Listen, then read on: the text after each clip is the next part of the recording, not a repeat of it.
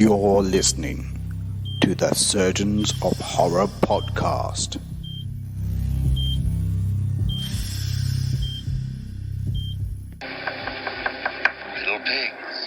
Little pigs, let me come in.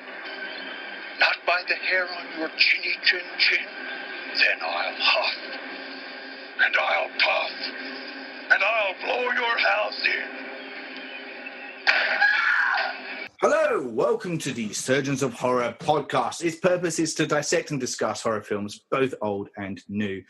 This episode, we're going to be looking back at Stanley Kubrick's The Shining, which was released way back in 1980. It's become a little bit popular lately, thanks to its sequel that is just about to hit cinemas at the time of this record, which is called Dr. Sleep, which is also a sequel to the book The Shining by Stephen King, and it was also written by Stephen King.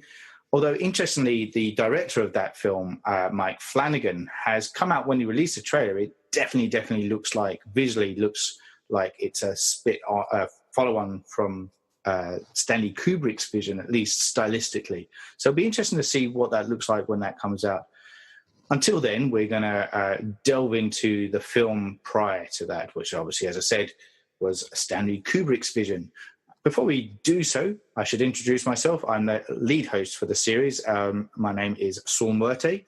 And joining me to discuss The Shining and the Overlook Hotel and everything that comes in between is Richard Lovegrove.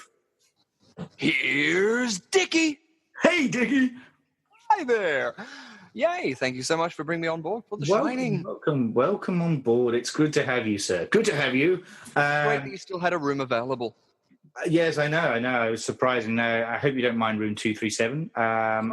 It's one of our most popular choices. I'm going to have a bath. That's what don't mind the old lady in the bath. I said, oh, does that cost extra? Well, it's up to you, really. The Overlook Hotel. I'm Shelley Duvall. We should... I'm so going to throw that in. You know it's going to... Hi, Shelley Duvall. Hi, Shelley Duvall. Look, there's so much to unpack with this movie, and I'm not entirely sure if we're going to be able to do that to the credit that it deserves. But we're going to give it our darndest. We're going to give it our darndest, I tell you, because it is a classic in its own right, and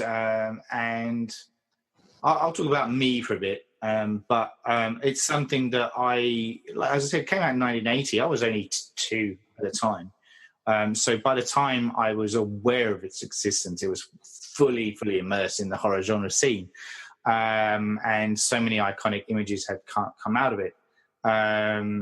I would have watched it, sometime in my teens, I guess, for the first time, and I was simply blown away by the cinematography more than anything that was on offer. That's what really shook me more than the content, it has to be said. Interestingly, as I said, it was based on the book by Stephen King, and there's a lot of differences around it. And supposedly or allegedly, Stephen King turned his nose up at this version that Kubrick put together. He didn't like it. But I came at this watching the film first before the book, even though I pretty much read most of Stephen King's early books anyway, and was massively into it at the time. All his novels and stuff, particularly It, and we've talked about It and Christine and the like. But weirdly, it was one of those ones, the novels that I hadn't picked up on. I didn't read it until a lot later on, and I had definitely watched the movie beforehand. So I kind of went at it in a different way. So when we do kind of unpack this thing, I will kind of refer to what I remember from the book and its comparatives or differences between that and the movie. But I think fundamentally, like we're here to talk about the movie. I know it's based on the book, but like it's such a different style and different vision. It's so removed from what the book was that it's hard. We should probably just focus on what Kubrick's vision was. But it's the origins as well. Like, as in what has started. It's a starting point that another director has either written a similar story or expanded on. certain elements of a story, which even comparing a book to a movie is so hard because obviously you're going to have to leave stuff out. There's so much more you can pack into a book, and the interpretation of a book is so much more. But that's what's good about the two mediums. There are two different universes or, worlds or whatever. Yeah, and I guess that's how I look at it too. Like they're very different, but obviously they're born of the same universe, and so it's kind of and that's how I do look at it. It is like looking at parallel versions of what is the kernel beneath it, and obviously they have the shining element is prevalent throughout. Exactly. Yes, thanks for filling in my words there. We're shining at the moment, so that's why. We're connecting, man. We're connecting. Do you feel it? Exactly. Exactly. And for anyone who doesn't know what The Shining is, it's pretty much a psychological connection that people can have, or a sense of the future or the surroundings. Am I right on that? Yeah, and it shifts in through time, space, and all that comes in between that. Supernatural elements. Yeah, exactly. So it's kind of like past elements, and some have have a stronger shining than others. Some people are gifted with it, and some people. Yeah, and in the film we get to see two people that have the shining. Obviously, the key one is Danny Torrance, the kid in it, and who, spoilers, appears in the sequel, a lot older. But the other guy is Dick Halloran, who's the caretaker of the Overlook Hotel, who is basically leaving it for the winter months. At which point we have Jack Nicholson stepping in as it's going to be the caretaker over the winter periods whilst the hotel is closed down. Yeah. So basically just got to, in the book, he's got to maintain the pressure in the boiler mainly, isn't Can't take the pressure. He can't take the pressure, which we'll get into later on. But, Somatic and insane. Exactly. And he's a recovering alcoholic, which is, in earlier scenes, at least in this film, is brought into the foreground, knowledge of his past and the incident with Danny. In which he was, and I love all that stuff, and that is all that part of it is actually in the book. Like he is somebody that struggles with alcohol, and his temper that kind of rises to the forefront when he is intoxicated, but he does his whole ploy. Like he's basically a teacher who's. But he's trying to in the film. Sorry, he's a writer. Right, he's writing the screenplays. What he's trying to do, but in the book, he is a novelist who hasn't been very successful, and he's resorted to teaching English, and he kind of keeps ruining what's happened and where his life's gone, and regretting some choices he's made. And alcohol becomes, a massive crutch for him. And there's one incident in the book where he and a fellow kind of teacher guy, they're driving home from quite a bit of a bender, and they see a tricycle in the road, and they hit it. The other guy's the one that's driving, not Jack. But they hit the tricycle, and they have this moment of thinking that they've hit a kid. But it turns out, well, we never know if they did hit a kid or not, because they can't find a body. So they presume it was just a bike that was randomly in the middle of the road. But it's never really proven whether or not it was, But it shakes them. Yeah, but it shakes it. And it shakes him enough that he realizes he needs to stop. Okay. And so there's not the incident in the book with the breaking of the arm, of Danny's arm? That does too. That does happen too. So, okay. But that isn't that's the thing that I'm going to say Shelley Duvall, because I can't remember her character's name. Hi, I'm Shelley Duvall. Hi, Shelley. Wendy. It's Wendy. Yes. Oh, Wendy, of course. Wendy, light of my life.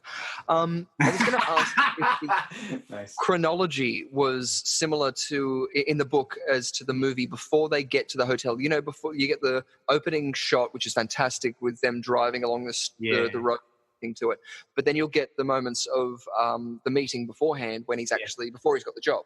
Yes. Is it flashbacks like that, or is it just wondering about the chronology before they get to the hotel? It's pretty much in chronological form. And so we have all that stuff happen. So like nothing, there's no kind of flashbacks, you know. And when he goes to the hotel to have an interview, he is on his own. He's not with the family at that point. Yeah. But Danny gets echoes or picks up what's kind of happening at the time from his dad. So he's able to kind of, and he knows before the dad comes home and announces he's got the job. He knows that he's got the job, and he tells his mum that, you know, that his dad's coming home with good news. So, because again, that was in the film too. We see that, and that's the first time we see Danny talking to Tony, who's his finger. And interestingly enough, in the audition for that, I heard. I don't know if it's exactly true. You auditioned for Tony. No, I didn't audition for it. I would have. When it came out in 1980, I would have been 5. So but in the audition, apparently, it was the actor. I don't know the actor's name at hand who played Danny, the little boy, but he did that with his finger. That was something that he brought to the audition, and they liked. Yeah. I don't know if that's true. No. I heard the same thing. It's Danny Lloyd is the actor. Danny Lloyd. Yeah. I heard the same thing. He was the one that just started doing that because, it just kind of sat right with him to do that. Like, because he kind of needed to, well, from his point of view, he kind of needed to disconnect what was going on or give it some kind of presence. So, and that's the thing that struck me. I've read a lot of stuff around Kubrick, and I've watched a lot of his movies, right? Yeah. And it never really. Everything's so orchestrated with his movies, and the cinematography, as I've already mentioned, is next to none. Like, it's unfounded. Everything has to be in a certain way, shot in a certain fashion, and it feels so controlled. And yet I've read so many things about how when it comes to the acting side of things, that there's a lot of freedom and ad-libbing, and you know, the whole "here's Johnny" dialogue. Yeah. Is Jack Nicholson ad-libbing.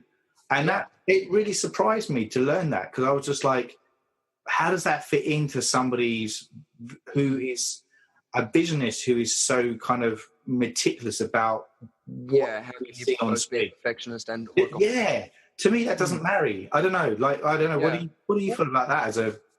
There was very interestingly enough, I was discussing this, I think it was the cinematography, with someone who was studying cinematography at university at the time. Yeah. And they were saying that how Stanley Kubrick did everything, every shot was planned, everything was planned. And I was like, have you seen the behind the scenes documentary that Stanley Kubrick's daughter, Vivian, did when she's walking around, and you see the part where Jack is locked in the kitchen vault in the freezer, and he's doing that thing from it's a shot below in between his legs, shooting up at his face as he's saying, "Wendy, go and check the comm radios, check it out," all that sort of stuff. Right. And he says, "What about under here?" And he just sits underneath him with the lens, gets him to do the part again, and he goes, "Yeah, that'll work." And I took from that a lot of the idea of going, everything is planned. Like, the amount of people who need to be put together to get on that day, and they all need to know something. We're doing this. Now, a script is usually given for the basis of everything. That's where the starting lot, everything goes. The storyboard, everything comes from that script. Or the book, which is then converted to screenplay. From that, you'll get on the set on the day, and especially with a director like Stanley Kubrick, who's got his own vision and he's telling his own story. It's not like you're going, a writer is telling a director what to do. He's written his own thing based on The Shining by Stephen King. Yeah. And the part of the story which is resonating with him that he's telling, and he knows at least how much he wants that to be seen from where he can see it from. And so a lot of the times when conspiracy theories, especially attached to this film, come from it, same as with when saying everything was planned down to the point. Yes, like they shot that blood coming out of the doors on miniature and did all that because it was what he knew he wanted. He's been working with cameras and taking still photography since he was in his teens, I think. Yeah. And so I think that he knows lenses. He knows the hardware at its basis to what to get to do. He knows how he can see it and how he can get a camera to at least emulate as close to that as he can get. So marrying that together with the plan that he's got and the cinematographer who's sitting there going, okay, I know what's happening in sequence and how we're seeing it, then seeing the rushes at the end of the day going, oh, okay, yep, we've got that, because it's not, a lot of his shots don't focus directly on one element of what the film could be about. There are a lot of long shots. There's a lot of long takes. There's a lot of following people through multiple scenes with background and artwork on the walls and photos. And so a lot of people have nitpicked that because it is such a cult following. And it's really interesting to read into a lot of the different conspiracies and like there's films, was it Room 237? But also a lot of YouTube videos. One of my favorite ones, which goes into the gold standard and how that could be told through the film, because a lot of the photos on the wall are of celebrities and of politicians and are of people who are involved with the transition from the gold standard to the Federal Reserve Bank. And that was like the last golden era of the people who had gold. And that was, of course, at a time when their banknotes, their the legal tender notes like we have today would be able to be taken to the bank and redeemed for gold in literal physical gold form. And so when the Reserve Bank came in, that basically turned it back to everyone now is just going into numbers. The current system we know today, everything is just in banks and numbers, and it's all theoretical or software, the hardware was taken away, and it was bought back by the banks at a lower cost than it was usually dealt with at the time. So there was a lot of animosity they thought could have been around this time of these very rich people who would have these lavish parties in massive ballrooms. And part of the reason it being fashioned out of gold was in one documentary, apparently it said that it was supposed to be silver because, again, silver was similar to gold. You could trade in your currency for silver instead, and they abolished that like they did. So they had it all, the gold room layered in silver tiles, but then were told a couple of weeks later by Stanley Kubrick, no, change it now all to gold. It's all going to be gold. So they had to take it all down and put it all back up. But it's going back to what I was saying with it, I think that even within the art of filmmaking, there's so many people involved and there's so many steps that are filtered processes through that as much as it is one vision, a lot of people do have their say in the story-making process and compiling all of that together. But even artists, as great as someone has planned and knows what that shot's going to be, they might know everything except for the angle at which it looks best on the day with that actor or set pieces in the background. Like it's it is still, it's not taking away from the perfectionist and the brilliance that obviously the planning he does. He was very meticulous, and we spoke before about how he had unfinished films about Napoleon and the Second World War, which he did a lot of research and accumulated a lot of data and artifacts from, which never ended up seeing the light of day, unfortunately. But it's that meticulousness and that preparation which allows him then to go, oh, this is now what I can include. I can include the Native American artwork in this scene because it's so beautiful and it works in this longer, larger shot, which with, again, the action of the actors might work better. Even in the hacking down the door with the axe, using a tripod that has a pan stopper, like, it just something that stops the camera really, like, harshly, just so that you get that impact of the shot when it slams into the wall. Same thing as it's one of the first uses of the Steadicam, with someone in a wheelchair and a propped device of the camera. That's right. Behind it as Danny's running down the hallways. It's that every film, like, look at Gravity, as in, very rarely do people look at films and go, oh, they've used a technique that's literally been made up on that day, or in a couple of weeks preparation, or just even for that specific shot, because they go, how else are we going to be able to do this in the capacity that we know how, or have the ability to do here and now? But the brilliance of that too, I think, in The Shining specifically, gives the viewer so many options to where you want to take it. It's not the story that Stephen King set, because even with the miniseries, you've got the boiler story, you've got every other bit which was left out. But it's not as impacting as this story. Is it supernatural? Are there any supernatural elements? Is it just a man going insane from his alcoholism? Is it about homosexuality, like, as in with the conspiracy theories that come into it because of the magazines that he's reading at the beginning? And then that in room 237, the stupid thing of, see, look at this, where his hip lines up with the thing, and it says big black cock sticking out there, just because it lines up with something that's on his table. And it's just like, there's so much more in this that you can take away from that. But also too, down to the set being built, where in that office where they're having that meeting, there's a window behind him which shouldn't specifically be there because of how the rest of the building and the architecture is built around it. Okay. Actually, the brick wall or a hallway, because you see something go behind there. But besides that, it doesn't even need to be mentioned in the film. If you watch that film, you wouldn't notice it. You wouldn't even think of it. But it's just more to take away from it. Is it something that he meant to say? Is it not? Is it? I don't know. If you've been seeing the block, it might have just been a light wall that they've put behind it. Illuminated thing that the judges say no.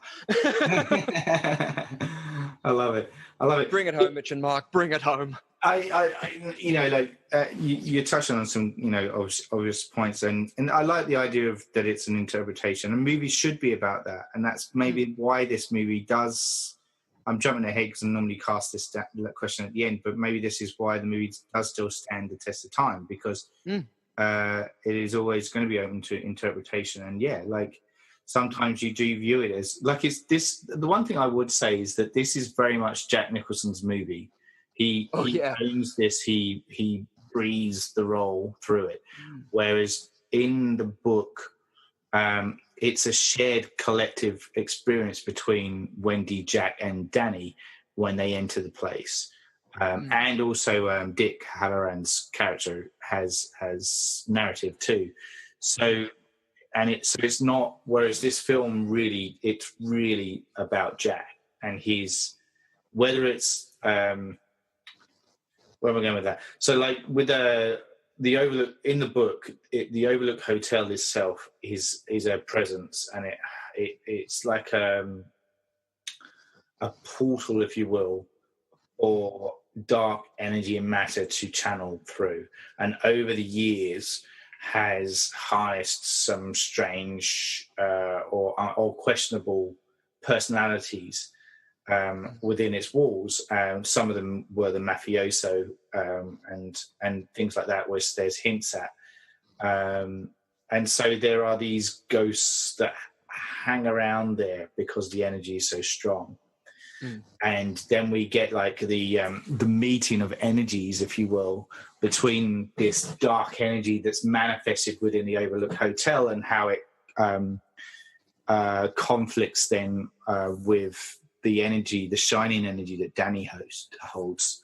So it is an interesting book. I do recommend people read it in its own right. But as you say, Kubrick has chosen to go down a certain way. And our interpretation of that, as in, I'm not talking about the differences, I mean, of Jack's journey into that Overlook Hotel. You're right. Is it a descent into madness? Is it one of the theories behind it is that it's that Jack's character himself is the embodiment of the devil within it, and it's about hell, and the Overlook Hotel is hell, and and Jack's role is to try and lure Danny's innocence into hell, essentially. So you could take it any which way you want to, really. It's fascinating. It's a really fascinating movie. Yeah, and again, the ability to pick it apart, but even just to set it alone as a horror element itself it stands the test of time. Because even you were saying you were drawn in by the cinematography. As a kid, I can't remember exactly when I saw the whole film, but I remember seeing it recently again and just falling in love with it completely again. But seeing those scenes and the shots and how they've been done were like printed in my mind. And that's what drew me to go, okay, well, let's have a gander finally at this sort of film. I think I saw the mini series actually as a whole before I saw The Shining. Okay, that's interesting. Because obviously the mini series is a bit close, follows the book a lot more closely, like you said, with the boiler stuff. And what essentially is Jack's demise is very different. And that actor as well who played Jack in that miniseries was brilliant. He played Jack in Reefer Madness as well when they did the musical version of that with Alan Cummings. And it was, he was great. And his insane Jack version was he was terrifying in that miniseries.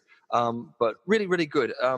But again, you're right. The Jack Nicholson and his portrayal of Jack Torrance was iconic because it was the starter for so many other rip-offs but also character tropes too, and the ability to show those sort of manic things in I guess more, I don't want to say it's a conventional film, but it became so household almost. Everyone sort of saw this film, so it was just like, okay, it gives you a lot more things.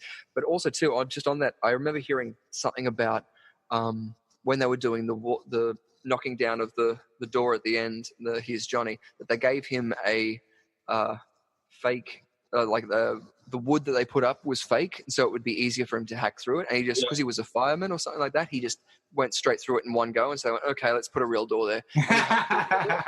So, nice. But again, on that, the documentary, the making of The Shining by Vivian Kubrick, which is on my YouTube channel. I've got it at the Rush Cutters on YouTube. If you look them up, it's got a scene where they're preparing before it, and you see like someone walking through the first AD or something, doing something, but Jack going and running around. That clip. Yeah. Great. It's awesome, like that whole. And I guess that's the thing, and I like the fact that we are jumping around this, and and not necessarily sticking to the narrative, but we will kind of come back and plow through that in a bit. But I did want to kind of touch, because I know that you're schooled in acting and the art of performance, and from somebody that has studied that medium, how did you take Jack Nicholson's approach to his character within this? But he's embodying the part. He's living and breathing the role. Anyway. Oh yeah. And so much so that, I mean, this is, you look up stuff on this and there's countless stories about how between Kubrick and Nicholson, they basically scarred Shelley Duvall's life beyond any chance for her to kind of gain any kind of sanity again.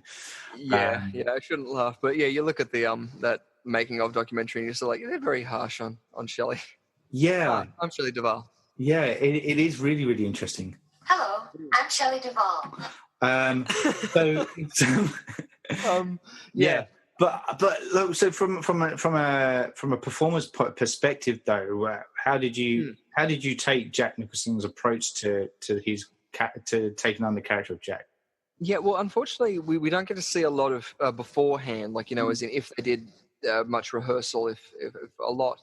A lot of the people were saying that they would just have to read for a role and not know what it's for. And a lot of the time as an actor, that's usually what you have to do, especially for big films that are done by anybody big. Like Ghostbusters being done now, and it's being filmed under the title Rust City.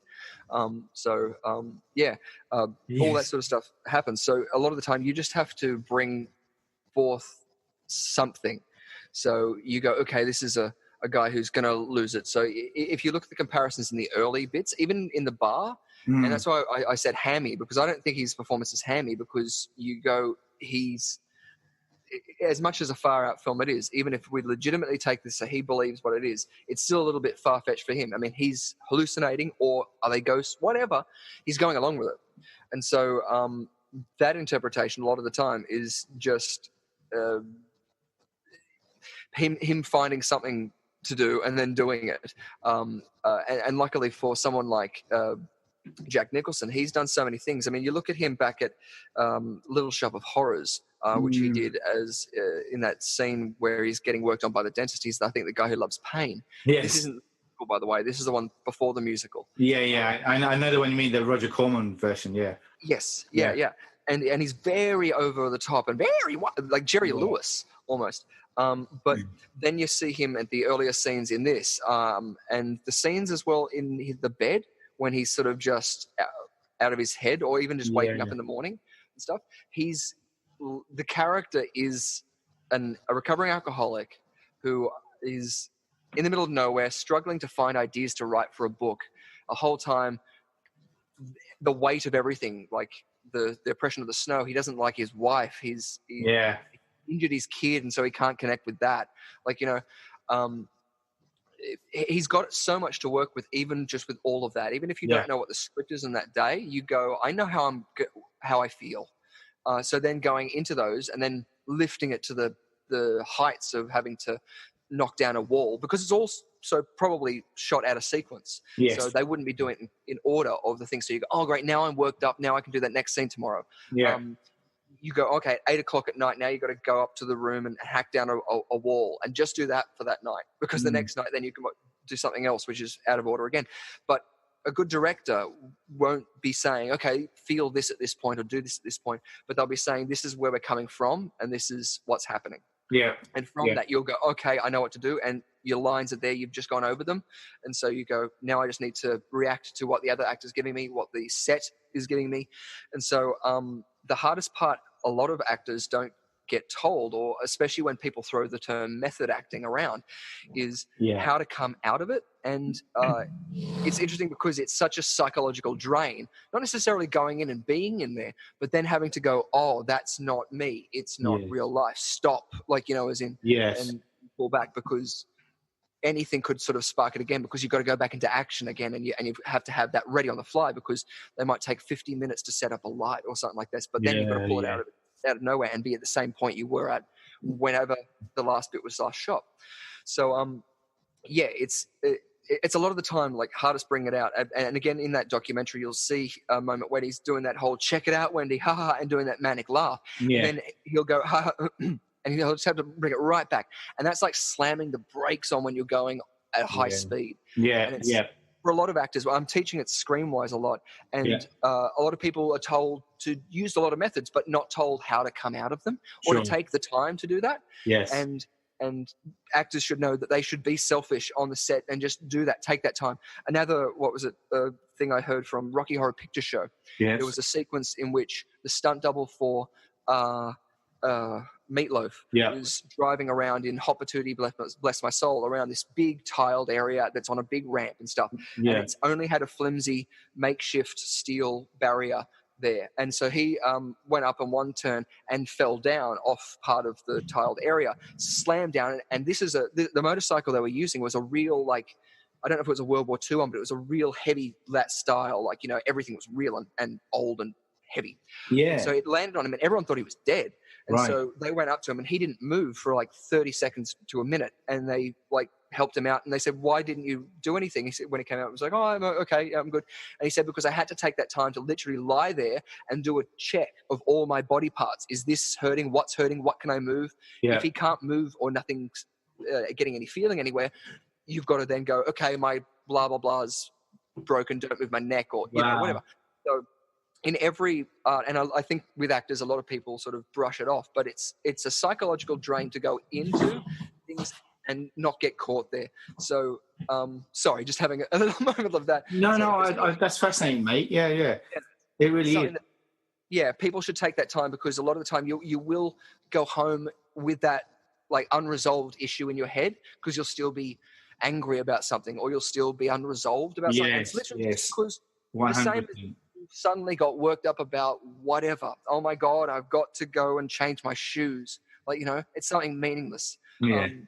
But it's just one of those psychological things. And luckily now we've got the ability to talk about a lot more of these mental impacts that people have. And especially for actors, it's again, as I said, it's something overlooked. The same as models and anyone who works in an artistic representation. Like any artist, if your art gets ridiculed or whatever, you've got to have times to go in and come out, especially after seeing The Joker, certain behind the scenes of him walking off set. Yeah. He removed himself from the situation because he knew that was what was best for doing the job. He's doing his job. And again, that's what it comes down to, even for them. And that's, again, Jack Nicholson is such a good professional because he does that. And all the marketing, Shelley Duvall obviously had problems with that and would speak candidly to the camera. But the whole time with Jack Nicholson, he would speak about the film, about the job and what went on. Obviously, when pressed about the director and stuff, he would be like, what definitely seems candid and stuff like that too. But like Brad Pitt and everything, World War Z, you sell the film, you do your job. And part of that too is knowing how much you need to lend yourself to a role. And again, you see a good recovery of how he does it, because straight after that, he helps someone up. I think it's the cameraman or something like that. He goes out of his way to be like, as mean as he was in that, he's going to try and be nice to let, not to let anyone know that he's not that person, but to remind himself who he is. You know what I mean? Absolutely, I get that 100%.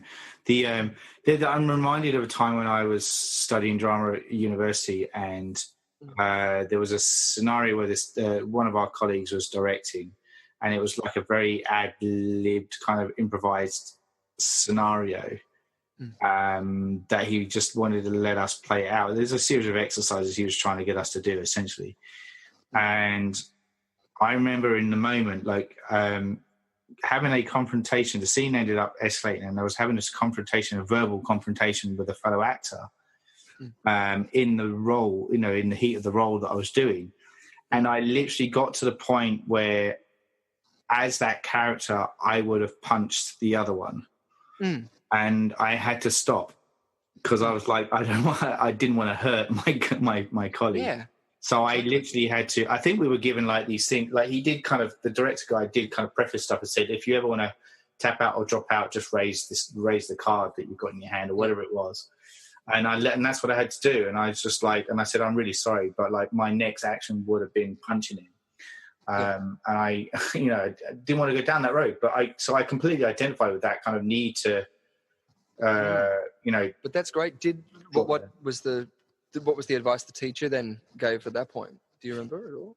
I'm trying to remember now because I'm going back a fair way. That's fine. So let's see. Like, I think we actually had to just we downed tools for a bit, and as a group came back and had a chat around the characters themselves, because we were essentially the concept of it was that we were building these very kind of Mike Lee in a sense, where you kind of improvise these characters and you build up the personalities around them. And so there was a moment where we sat down and had to discuss the impact that would have had if in that scenario, what would have occurred if that character had have become violent and the flow-on effect. And so it kind of allowed us to explore that a little bit, and then I think we then picked it up after the fact, say that like the blowouts occurred, and then we picked it up and said, and played out the scenario as if that had actually played out. Yeah.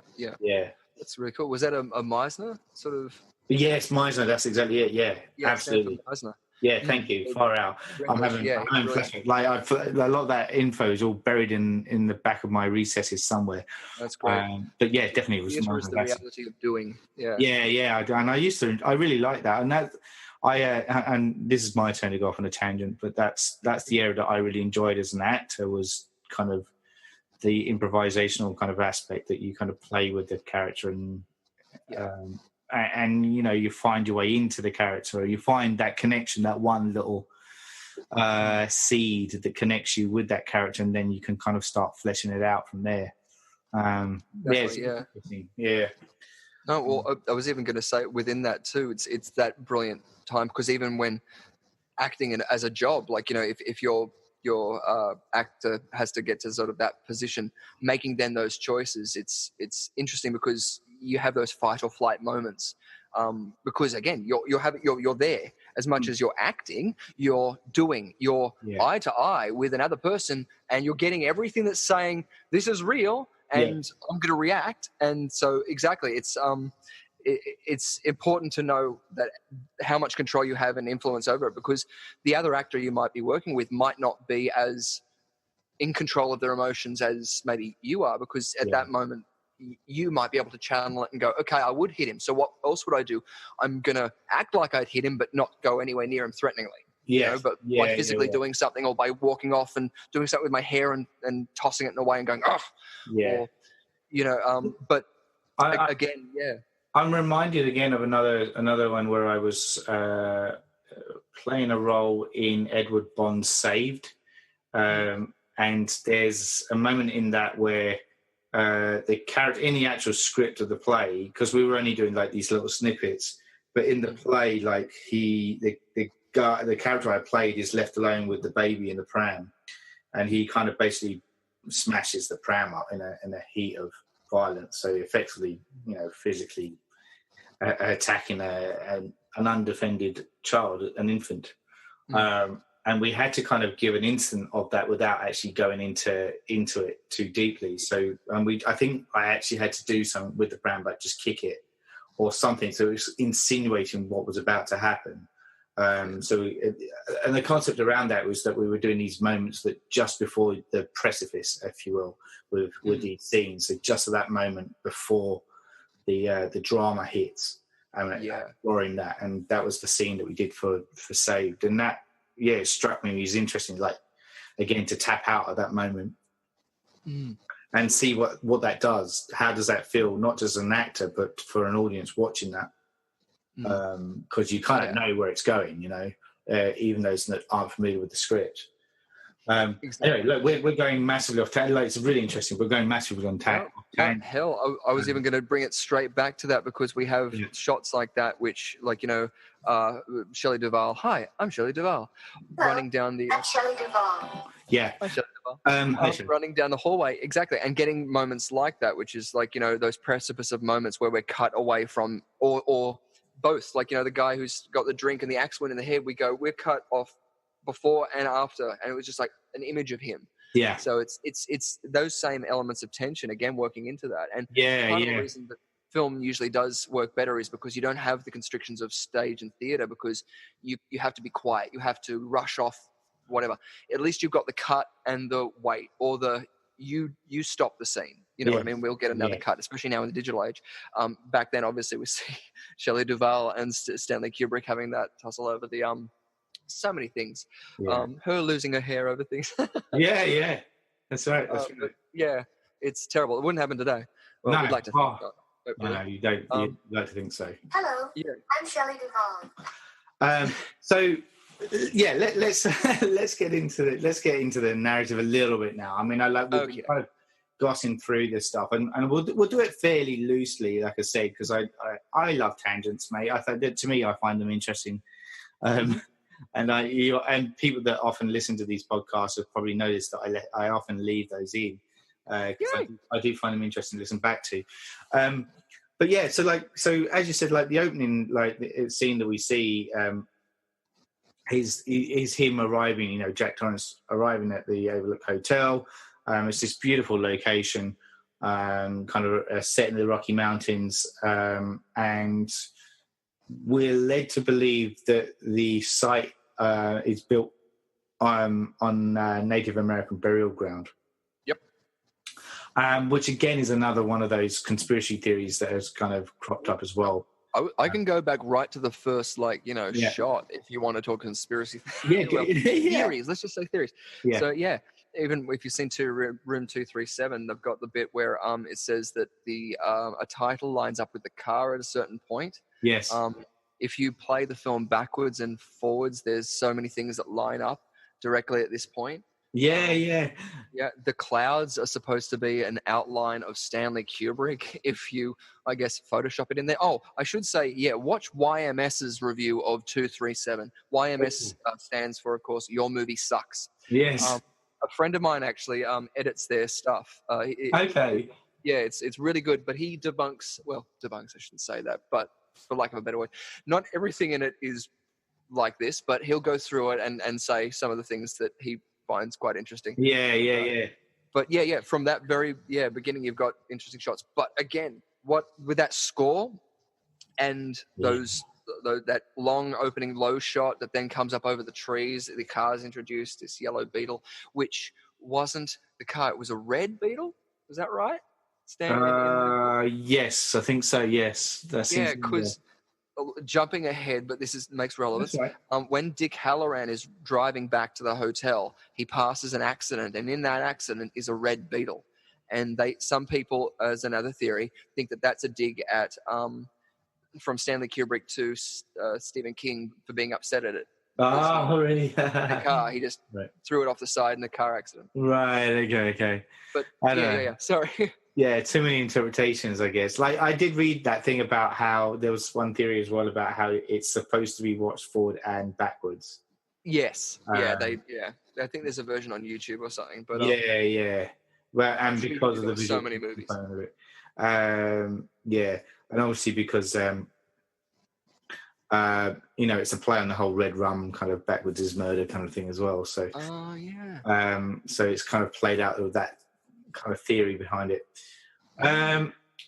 So we had the whole kind of that opening bit there, and he gets hired to kind of come into the hotel,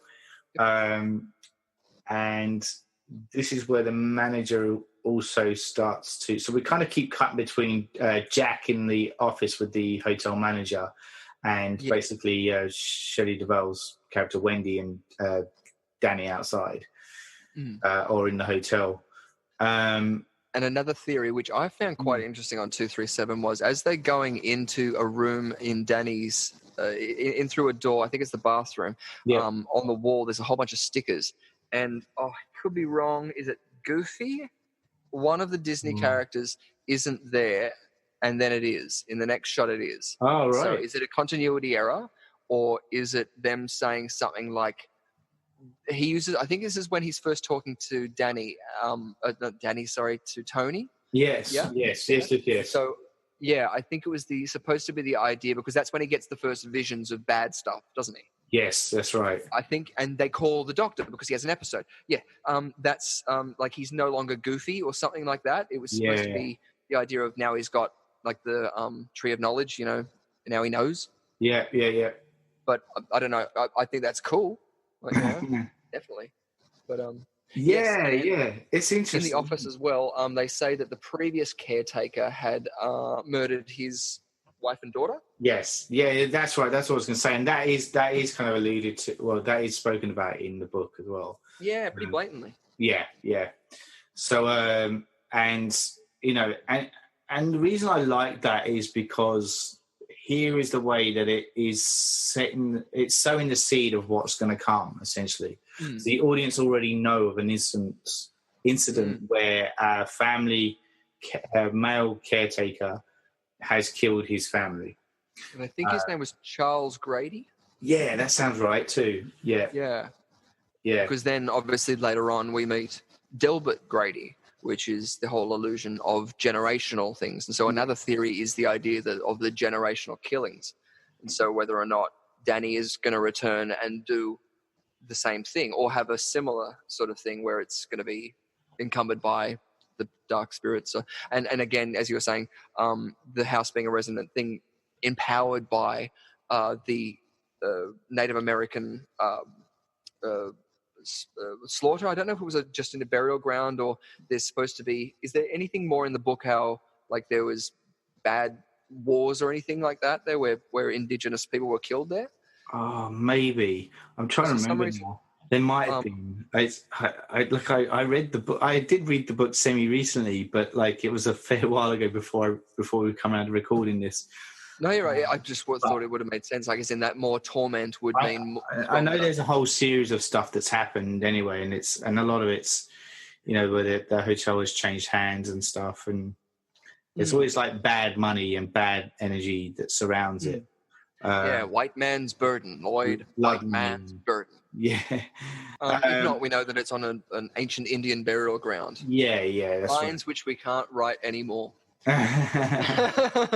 Also, just on that, Yeah. I think it's so funny how they refer to the Native Americans as Indians purely because the guy who found the place, quote unquote, was he thought he was near India. So he thought that those native people were like from India, as in right. Okay. in Asia.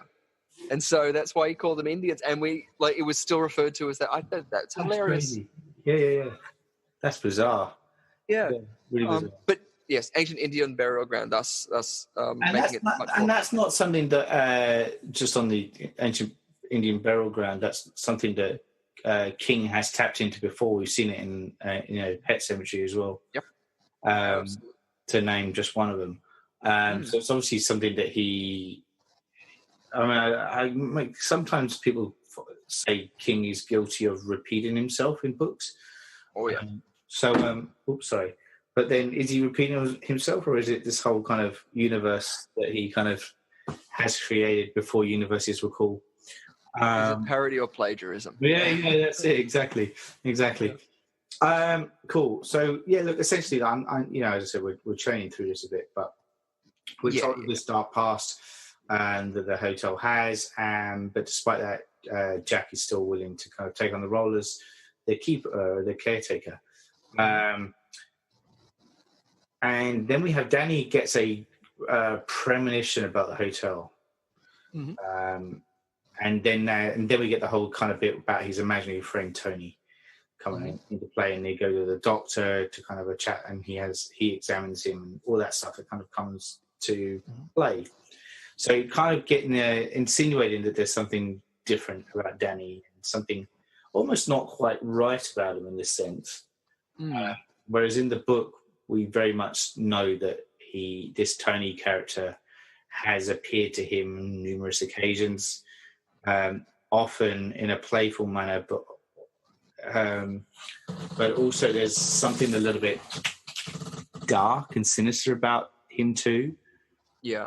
And as they get closer to, Dan, he uses Tony in order to channel his visions. Essentially, he can't really go on these visions, take these visions without Tony being present. But as they arrive to the Overlook Hotel, and as the events unfold, Tony's presence becomes less and less because he's getting kind of consumed by the hotel itself. And so Danny kind of has to rely on his own energy, if that makes sense, to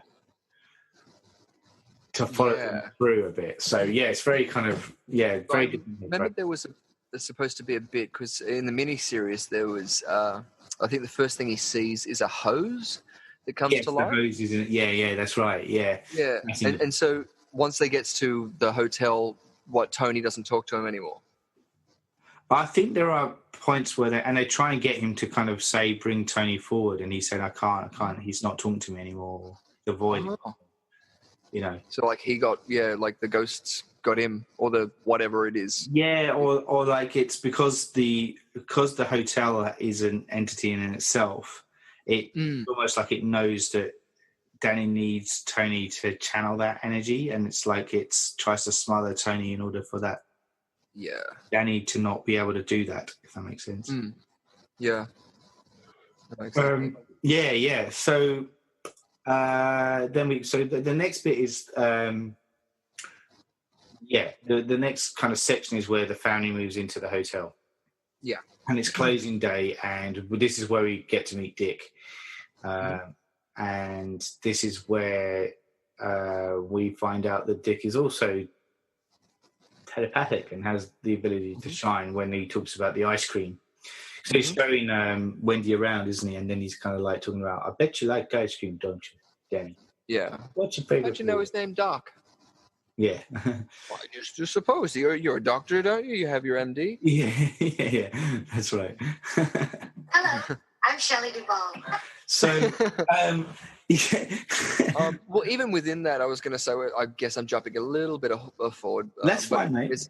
There is a scene where, no, I won't jump too far ahead. But we get into the throes of whatever is happening in the hotel, and there's a conspiracy about a certain jumper that Danny's wearing when he's playing in the hallway. Yeah, Which has an Apollo 11. that's right. And apparently, it's supposed to be a pretty popular conspiracy theory. Yeah, this is the one I knew about. Yeah.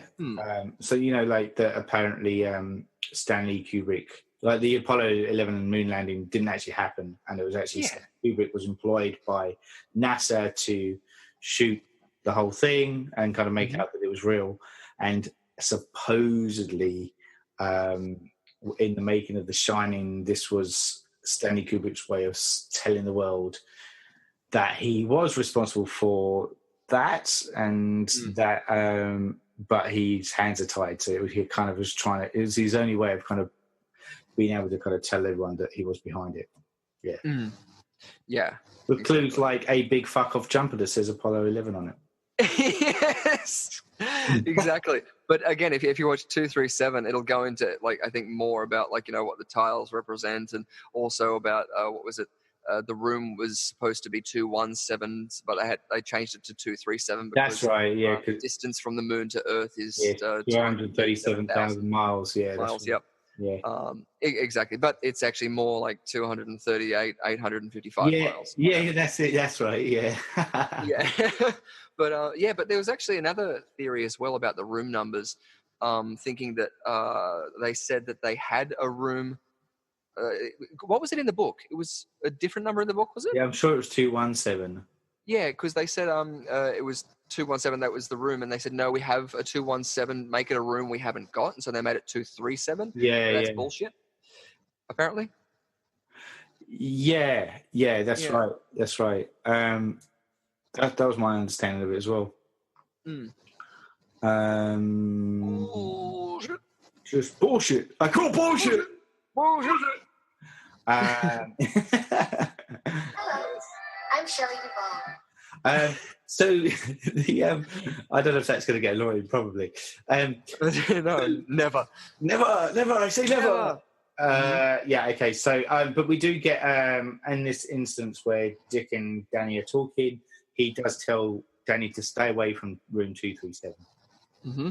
There's no good that could be found there. No good at all. Stay out. You understand? Stay out. Or go in. It's up to you. Or don't. If the door's open, you can go in. Like the jar. Maybe you don't.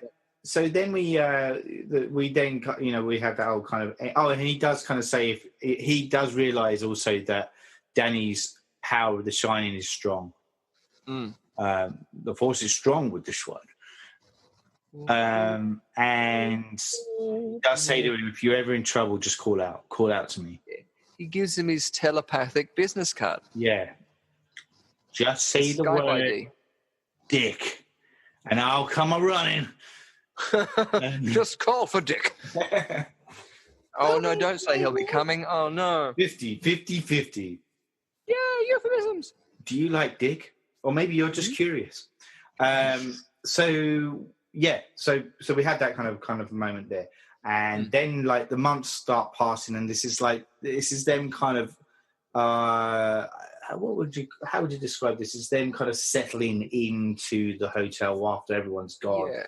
It's that it's the honeymoon period as before anything kind of strange happened. And I'd say more. It looks like they're getting into their comfort zones or the throes of their rhythm.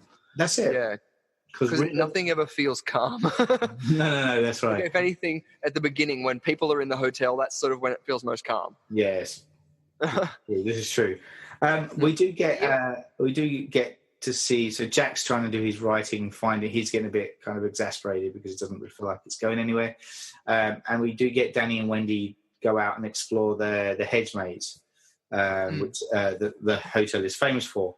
The hedge maze doesn't appear in the book. It's purely a fabrication of Kubrick's. However, in the book, there is hedge-like creatures. Yeah, there's mystical topiary. Yeah, there is. Which is that scary? I always imagine topiary would be pretty anchored. Yeah. Then just avoid the trees, to avoid the foliage. But yeah, nice bush. Yes. And then it comes a running. But yeah, the hedge maze. So I'm assuming you're referring to the shot where Jack's looking down on the hedge maze that's inside the Overlook Hotel, and then it cuts to a beautiful matte painting, and I'd say it's a matte shot. Yeah. I'm probably getting it wrong. I'd say it's a color difference traveling matte extraction process personally, but Yeah. anyway, it's the live action superimposed on top of a miniature that was A miniature maze thing, yeah. Yes, because there was no actual one made. No. They shot this on the soundstage, which was at Pinewood Studios. Yes. In England, at the back of the studios, they made the back of the Overlook Hotel. Obviously, if you look at the beginning of the film, which is the shot of the Overlook Hotel, there is no garden on the side, and there's nowhere area that would really be hidden behind the building, even though that's where you assume it would be. Plus, also, there's no room big enough to house the gold ballroom. And that was apparently one of the stipulations when, according to this documentary about the gold standard, that Kubrick had said he wanted it to be a building large enough that it doesn't look like it could exist on the site. And that's where I could possibly be, where I brought up before about the architecture, could be some sort of other something that could be said about Kubrick trying to design some sort of what's the word, Winchester House type. Yeah, sure. Yeah. I mean, I kind of dig that as far as the ballroom's concerned. Even though that's in the book, there is a ballroom, but I like in the world of Kubrick's vision, I like the idea of it almost being like a Narnia-esque kind of portal that is there purely to lure Jack to a place that would sell liquor and turn him, because that's essentially how the hotel gets a hook on, particularly in the book. But also in the film, is a way that the hotel is able to get a hook into Jack's character and his weakness being alcohol, is to ply him with alcohol. Yes. And have its little way with him. Yes. Yes. No. And remind me when we get into the first thing where he's walking down that hallway, because there's a lot in there to unpack. Also about the gold room as well. Yep. But I was going to say as well about the model that's in the Overlook. Adam Savage from Mythbusters did a video on YouTube. He's part of a group called Tested on YouTube. Yeah. And he'll make things, or he'll do a lot of Comic-Con type outfits and show you how to make things. But he reconstructed the that maze from the Overlook Hotel, because he said that he went looking for the prop and they couldn't find it. Yeah. And so he replicated it, and he noticed that the one on the table that Jack Nicholson is looking at inside is different to the layout that is presented on that shot, which, as I said, was the color difference traveling matte extraction process, which again is just a fancy word for green screen, but or any screen, color difference. So it could be green, it could be blue, it could be whatever. It could be sodium vapor illumination, which is yellow screen, which was only ever done by Disney. Anyway, watch my green screen videos about that. Please, but yeah, Lovegrove. Adam Savage ended up building that. So if you go over to Tested, you can see how he both built that, and I think it's traveling now in the Kubrick exhibition, which travels. Nice. Yeah, they've hired that from that because it's accurately done. But again, that set, anytime you see them walking through those, the maze itself, interior, it was inside a sound studio, lit and done that way. And apparently you see, again, in the making of The Shining, a quick little drawn map done of it, and apparently people kept on getting lost in there. But it's architecture and design was obviously an important point when Kubrick was coming to these things, and so he was over prepared that everyone had these sets built, and he knew how he wanted his H.H. Holmes type hotel to be. That's right. Which again just makes me love it even more. But sorry, I agree with that too. I completely agree with that. I think that is exactly what it does do. And part of the way, part of the way I love the way some of the stuff is shot is the way that sometimes it's symmetrical, but when things start going a bit disarray, he just shifts it slightly off kilter, so that it's no longer symmetrical. So from a viewer's point of view, we are also put off kilter when we watch it, and it has this kind of disturbing effect on you as you watch it. And it's a very simple technique, but it's done in a way that I feel really, really works for this film.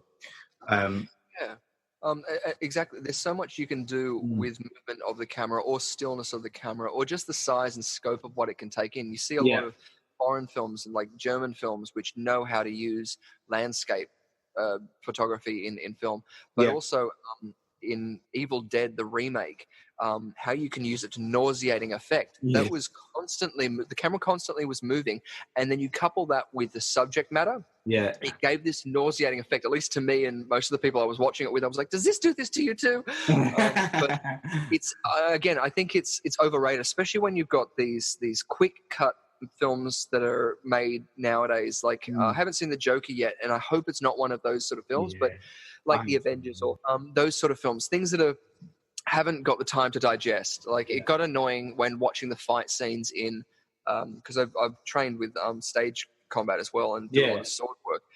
And so seeing some of the fight scenes in things like Pirates of the Caribbean, especially the more recent ones, were so annoying because you can say so much more in a fight in a longer shot because of what the character's doing. And they knew this in the first film. Like when you see those, they're beautiful.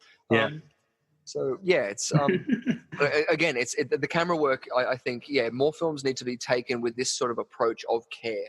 Trying it, and we've got digital now. It's not like we're on film. We can take it a couple of times. That's right. And experiment. Go back to experimenting again.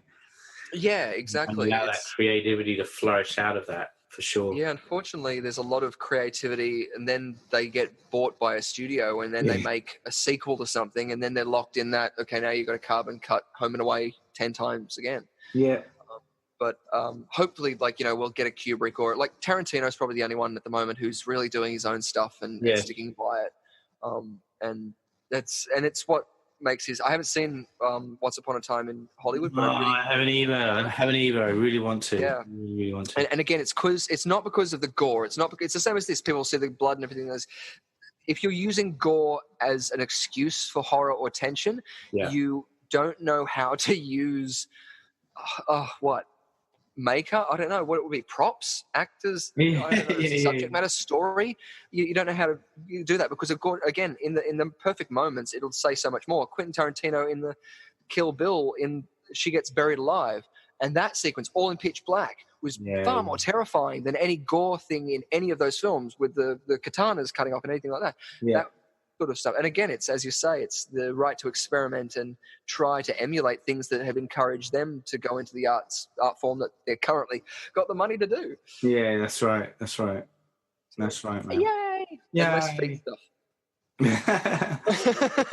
That's why we always call on Shelley Duvall. Yeah, we love Shelley Duvall. Hello, I'm Shelley Duvall.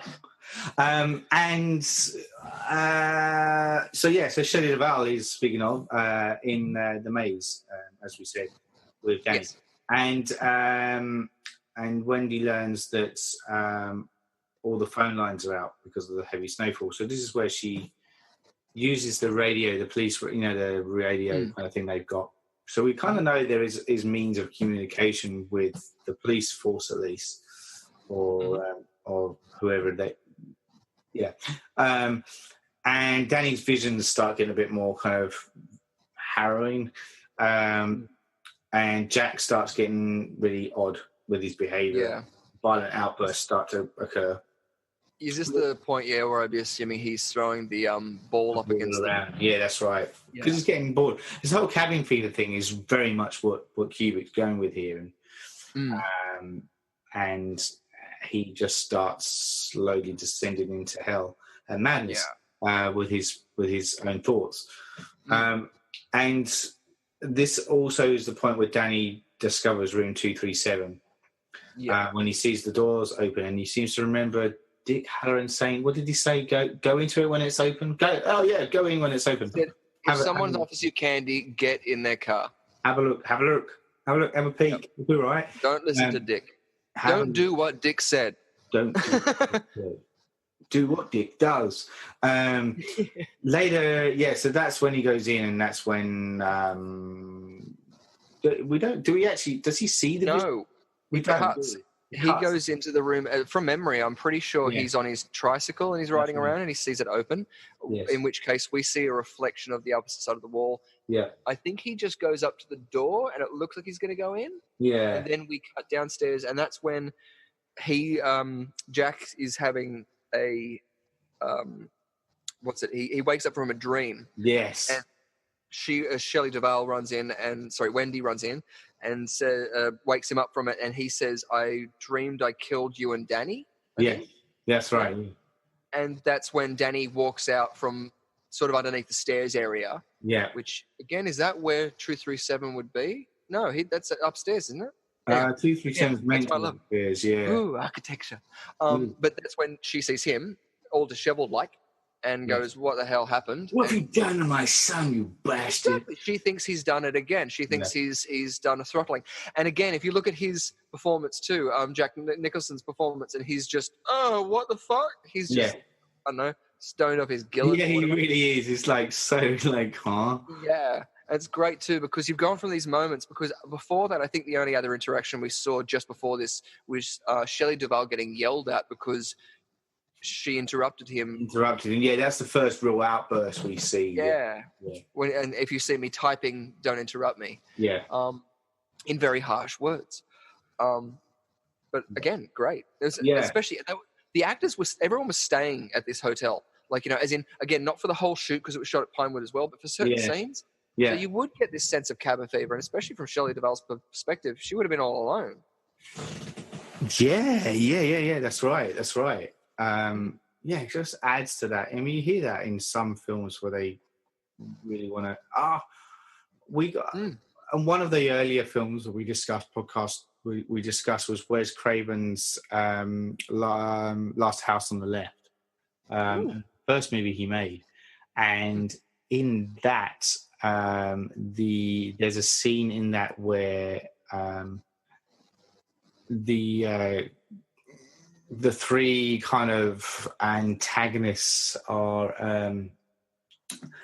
being it's kind of like there's a bit of a rape scene in there and they're being kind of physical with her as well, and it's quite a harrowing kind of scene to watch, and the excuse me. And the girl that plays the character in it, her name was Sandra Peabody, and she kind of disappeared off the scene shortly after that because she felt like it was a bit too real, and felt personally violated and harassed within it. So there's a bit of contention around that. So sometimes, like when you watch it, it feels it's a powerful moment. But when you learn about that afterwards, it kind of puts a whole different spin on it, and you're like, "Oh, yeah." Okay, there's a fine line between art and reality, I guess. And exactly when they blur a bit, it kind of it gets a bit disturbing. Exactly. Yeah. Well, especially with the certain recent things we've heard in the industry. Yeah. Late. Yeah. I mean, exactly. Yeah, it's like I know that when I got into the industry, some of the sort of stories I'd hear from people, and it's the sort of thing if you go, no, it couldn't be, like, as in, but again, people are awful. Yeah. So it's and so it wouldn't be surprised. It wouldn't surprise me to hear that something shocking like that, because I'm even having thoughts of the sequences in Clockwork Orange.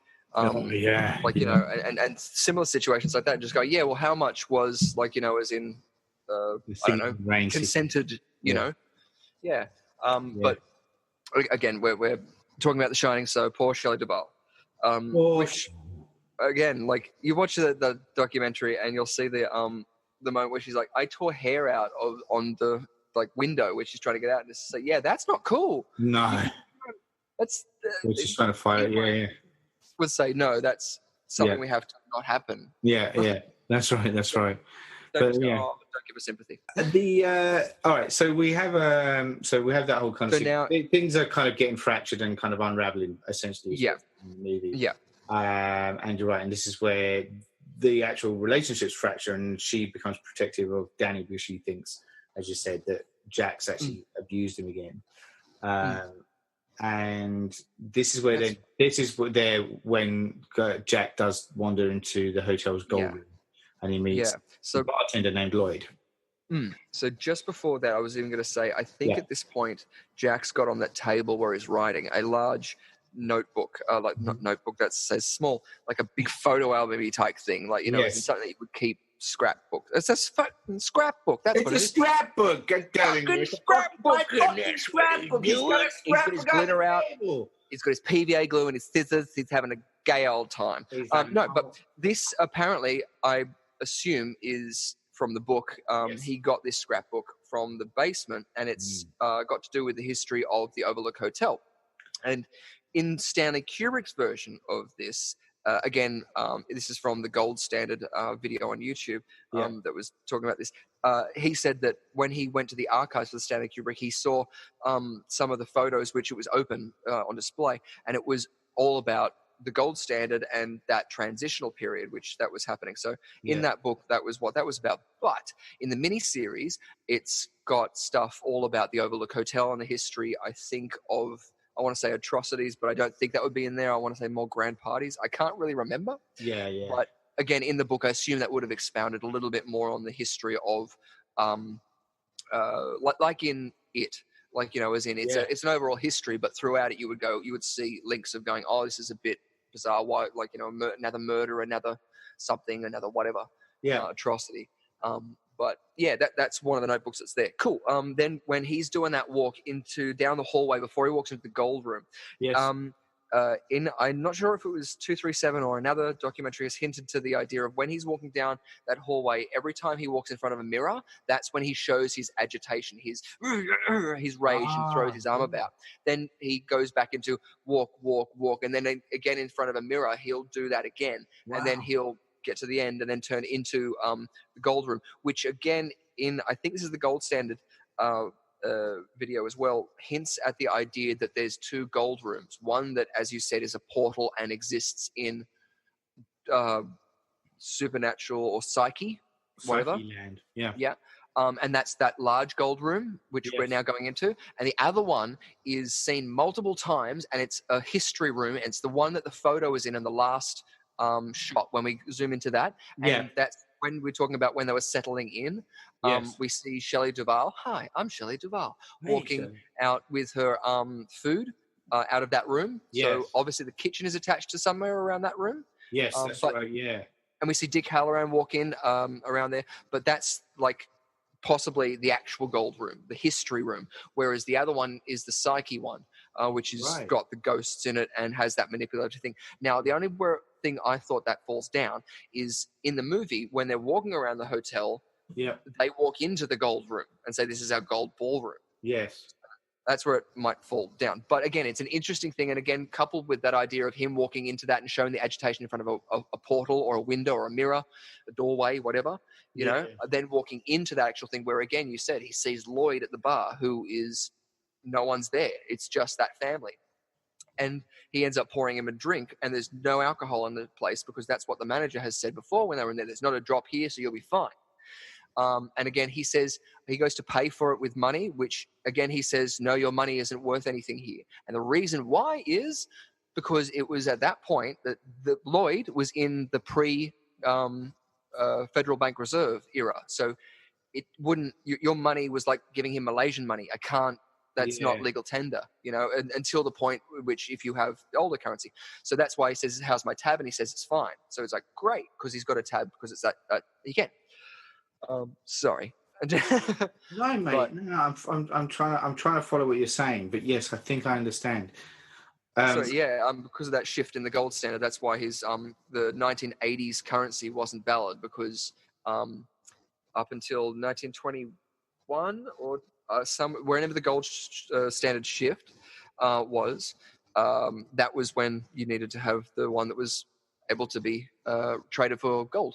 Otherwise, it wouldn't be worth anything because, again, it's just numbers. And if we're working under the premise of what the gold standard story, if that theory is correct, it would be that there would be this animosity towards the Federal Reserve because that they're taking away your right to have your gold and trade, you know, and do that. The old the old style, the good old days. That's what I'm looking for. The quote unquote good old days. Exactly how they refer to, that. It's the same as how you would hear, like the way I interpreted it, what I thought was how plantation owners would have said, no, the good old days when we had slaves, you know what I mean? When we had something that benefited us. Yeah. And again, that's why he said white man's burden, because he's white man and he's on indigenous burial ground. It's got a hotel, you know what I mean? So it's layers upon layers. Whether that comes from Stephen King or Kubrick or somewhere in between, or both, or just the fact that that Kubrick has chosen to include that in this film, it means something and another element. And that's the brilliant thing about too. This film isn't just the cinematography that is so intriguing. The story and what's said throughout it makes you go, oh, we can look at this on so many different levels. Like even just the intergenerational thing of the murders, and you go, well, it's not just like Delbert Grady, who was referenced in the first scene. It's Delbert Grady's son was the one referenced in the first scene. Delbert Grady was the father, so it happened twice in that family. Yeah. So that's the thing. There is a lot of there's a lot of repetition and history repeating, and the idea of cyclic things moving in cycles all the time. Yeah, sounds like George Lucas. And poetry, they rhyme. And the synergy that comes with that. And so I think for me, like what I'm just realizing now when you were talking about the mirrors is that's the way of the world that we live in is reflected in upon itself.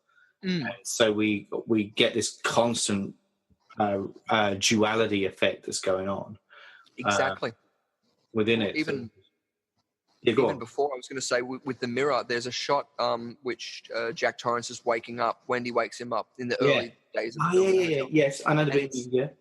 Exactly, yeah, and it's shot in the reflection, so it's the camera is aimed at the mirror, and the angle at which the mirror is at is showing Jack Nicholson. Yes.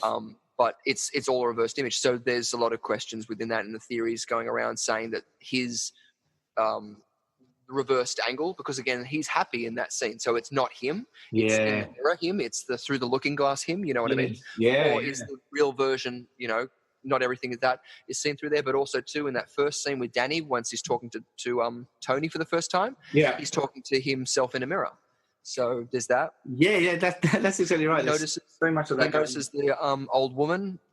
As in he notices that the woman has changed to the grotesque rotting woman through a mirror. Yeah, that's right. The revelations of that and stuff, and also like I don't know what I may have accidentally glossed over it, but the point where the twin girls arrive, that's kind of got that kind of mirror image of each other as well, and symmetry and stuff, and the famous shot of the blood coming down. I was about to say, all comes together nicely, really. Yes, and again, from the cinematography and those opening shots, even from the maze and stuff, shooting those in such a symmetrically pleasing way. Yeah, it invites any absence of that to be like a kilter. It'll push you ajar. Yes, absolutely, and that does, it jars whenever it happens, it jars, and that's what I meant earlier about how it puts the audience off, and I love stuff like that. I love the way I sound like a sadomasochist, but I love the way that directors can manipulate the audience in a certain way to make them feel just purely by the way they place a camera or the way sound is used, for example. Exactly. It's so good. So we get Jack going into the gold room, and he meets the bartender Lloyd, and the hair of the doctor bit me, Lloyd. And at the same time, Wendy. So a bit later on, sorry. So hold on. So he's complaining about the marriage and stuff, isn't he? He's kind of He's and he expounds on his point of view of what he did with Danny. Yes, that's right. Which again, he seems genuinely regretful. I don't know if I'd say maybe wholly regretful, but he's definitely angry that he did it. But also blaming anyone he can. Yes, exactly. Anyone but himself. Yeah. Which at the point too, he is also either psychologically or supernaturally drunk alcohol. So at this point, he believes himself, even by placebo, to be inebriated or becoming. Yeah, that's right. Oh, something else that's I'm still going back on the mirror thing, but it's interesting again with the personality trait that you just pointed out about how Jack is never takes ownership of his actions and he's always deflecting them, and yet he's admitting this scene to a fictional or ghost-like character in front of a mirror, which is reflecting that back on himself. Yes. So and he to the can't point, hide from his thoughts. He's always going to be trapped within them. yeah, exactly. And then at the point which we, I think, next see Wendy is she runs in and literally sort of turns him around, pulls him around from that, like out of the mirror state. Yeah. It's almost like that hypnotic circle going around. Exactly. It's him seeing himself how he wants to be, somewhere where, like, I think it was also Prohibition times. I'm not too sure. Yeah, I think you're right. Yeah, because there is that whole thing about that. Yes, and that's in the book too, and that's a whole section.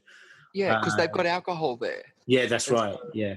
So it's obviously, again, this privileged high society. Yeah. Which, again, even with William Randolph Hearst, they were getting alcohol and stuff like that. Yeah. That's it. That's right.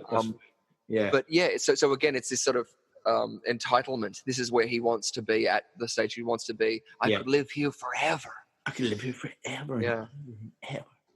Right. But so you're absolutely right. That mirror thing is definitely playing off on a major point, and it's also so subtly done. I feel like in the film, it doesn't smash you in the face, even to the point of the maze. And it's probably me stretching it here, but after watching it recently with the mirror maze, that's usually what we think of as a mind-bending experience, going through a mirror maze. Hedge mazes, yes, because you get lost, but a mirror maze is scary. You will run into walls and stuff like that. So even playing with that, with the idea of having the hedge maze, is an interesting thing. Because on maze theory, there's again, H.H. Holmes, the way he designed his part of his rooms were to disorientate you. So you would round a corner and you're expecting it to go into either a hallway or into a whatever. And it just, again, sends you ajar. Everything's so lined up until you get to a jar. And that gives you a pause in your mental process that you can get jumped. And so obviously he would use that opportunity. At least this is what he has said in his testament, which, again, you don't know if he was just doing it for the scratch. But again, it's true even with hypnosis. When you were talking about before the idea of using sound and visuals, hypnosis, a lot of the time you can just do that. You'll create a tone and a rhythm, but then when you break that, you want to seek home. You want to seek friendly. There's different inductions that are like primarily based on you discomforting your victim. I shouldn't say victim, but you do something like by hitting them in the stomach and then coming up to meet their eye, but then covering their face, giving them a command to sleep and pulling you into a hug. Something like that for some people will be the easiest fight or flight moment to just give in. And so that's why it's easiest then to go, okay, now you're here, you're safe, and you keep them in that sort of ride. Film, theater, magic, anything I feel that's trying to invoke an emotion and does so in a similar sort of fight or flight, you'll feel that serotonin rush, that fine, is because, again, it's that perfect combination of how to get you into that vibe. And so if you've got the willing participant, someone who puts their hand up to be part of hypnosis, or someone who goes and pays a ticket to a theater show or a movie show, you hope, and most of the time, you've got that little bit of investment that, you see a film like this and you're on the high ride, because most Kubrick films, if you want to have fun with it and you let yourself into it, it is a ride that will stick with you. The images, the sounds, even again, Clockwork Orange, I saw that before I think I saw The Shining. I think I did too. A lot of that is resonant in my head. Even for the death sequence when he kills the woman accidentally, that is so prominent, and not because of the subject matter of he kills her with a penis, not for the subject matter he's breaking and entering and about to rape her, like the fact that he didn't mean to kill her. Then he goes outside and his droogies turn on him. Like, it's such impacting story, thematic use and sound use that's hitting all those senses that is just so brilliant. But again, if you go into a film hating it, if you go into The Shining going, oh, I've heard about this and oh, that's stupid, blah blah blah, you'll hate it because you've got that energy there. I think. Sorry, but to go off on a match tangent. No, that's cool. That I think is prevalent to the idea of The Shining, which again is that it's psychic or it's supernatural or it's that sixth sense which we can't all put our finger on definitively, but we all feel that we collectively share. Yeah, that's right. And so I guess that how do I weave that back into the storyline? So like the concept here is like, or the next kind of sequence is coming back to Danny, essentially. And when the reason Wendy spins Jack around is because she's becoming concerned about him and the impact that the hotel is having on him. And she's specifically, she says that Danny said it was a woman. There's a woman in this room. That's right. So it's more to the idea of someone else is in the hotel and hurt our son. Yeah. And she's flipped like that. And also does say about the character of Wendy going through this, like, you know, as in even explaining away the dislocated arm or the broken arm or whatever it is, to then it couldn't have been Jack. Yeah. It's thing. Having said that, I do think if you're that isolated, if your son, the victim has just told you it was somebody else, you would probably go, I need to get a guy who used to swing an axe or whatever. but comes back and he turns around and says, are you fucking insane or something like that? Great. I love it. Yeah. He's totally in this house now. He's sharing this psyche of just going, oh my God, this bitch. But but she sells the like desperation in it. I mean, far out. Yeah, she does. Yeah. So from this point, is that right in thinking that that's when Jack then goes into the? Yeah, he goes off and has a goosey gander. He goes to Steve Brule and checks it out. Check it out now, the funk soul brother. And that so too. he and then he sees more than he hoped to see. Yeah. Well, we go into the room with a POV. Yeah. Which is interestingly enough what we saw before in Danny's vision, like the first thing. We go in, we scan the room, and then we get into the bathroom, and it's still POV until I think Jack Nicholson walks into shot. Yeah. And then we see the young, seductive, beautiful, completely naked, unshaven girl. Yeah. Stepping out of the bathtub in all her glory, looking sexy as. That's when, maybe that's at the point where Jack Nicholson walks up. So maybe it's all point of view until then he walks through. Again, still one shot from memory. I think you're right. Yeah. Then goes up and embraces her and starts to kiss her. That's when we see, I think, the shot in the mirror, or it cuts into a close-up or a mid-shot, and then it goes into him looking into the mirror, and we see a brilliant effect, which was apparently done with torn-up plastic bags, like shopping bags. Okay. Yeah, as in amongst other things, but like, you know, that skin coming off. Yeah. Done with something like that. But yeah, it's what would say I maybe a stretch to say this poor woman is not grotesque, but you know, definitely not the woman he thought she was. Cackling and laughing, and again, all her naked, unshaven, spotty, decaying glory. Yep. In which case, he backs up, still in shock. Yeah. Out of the room, and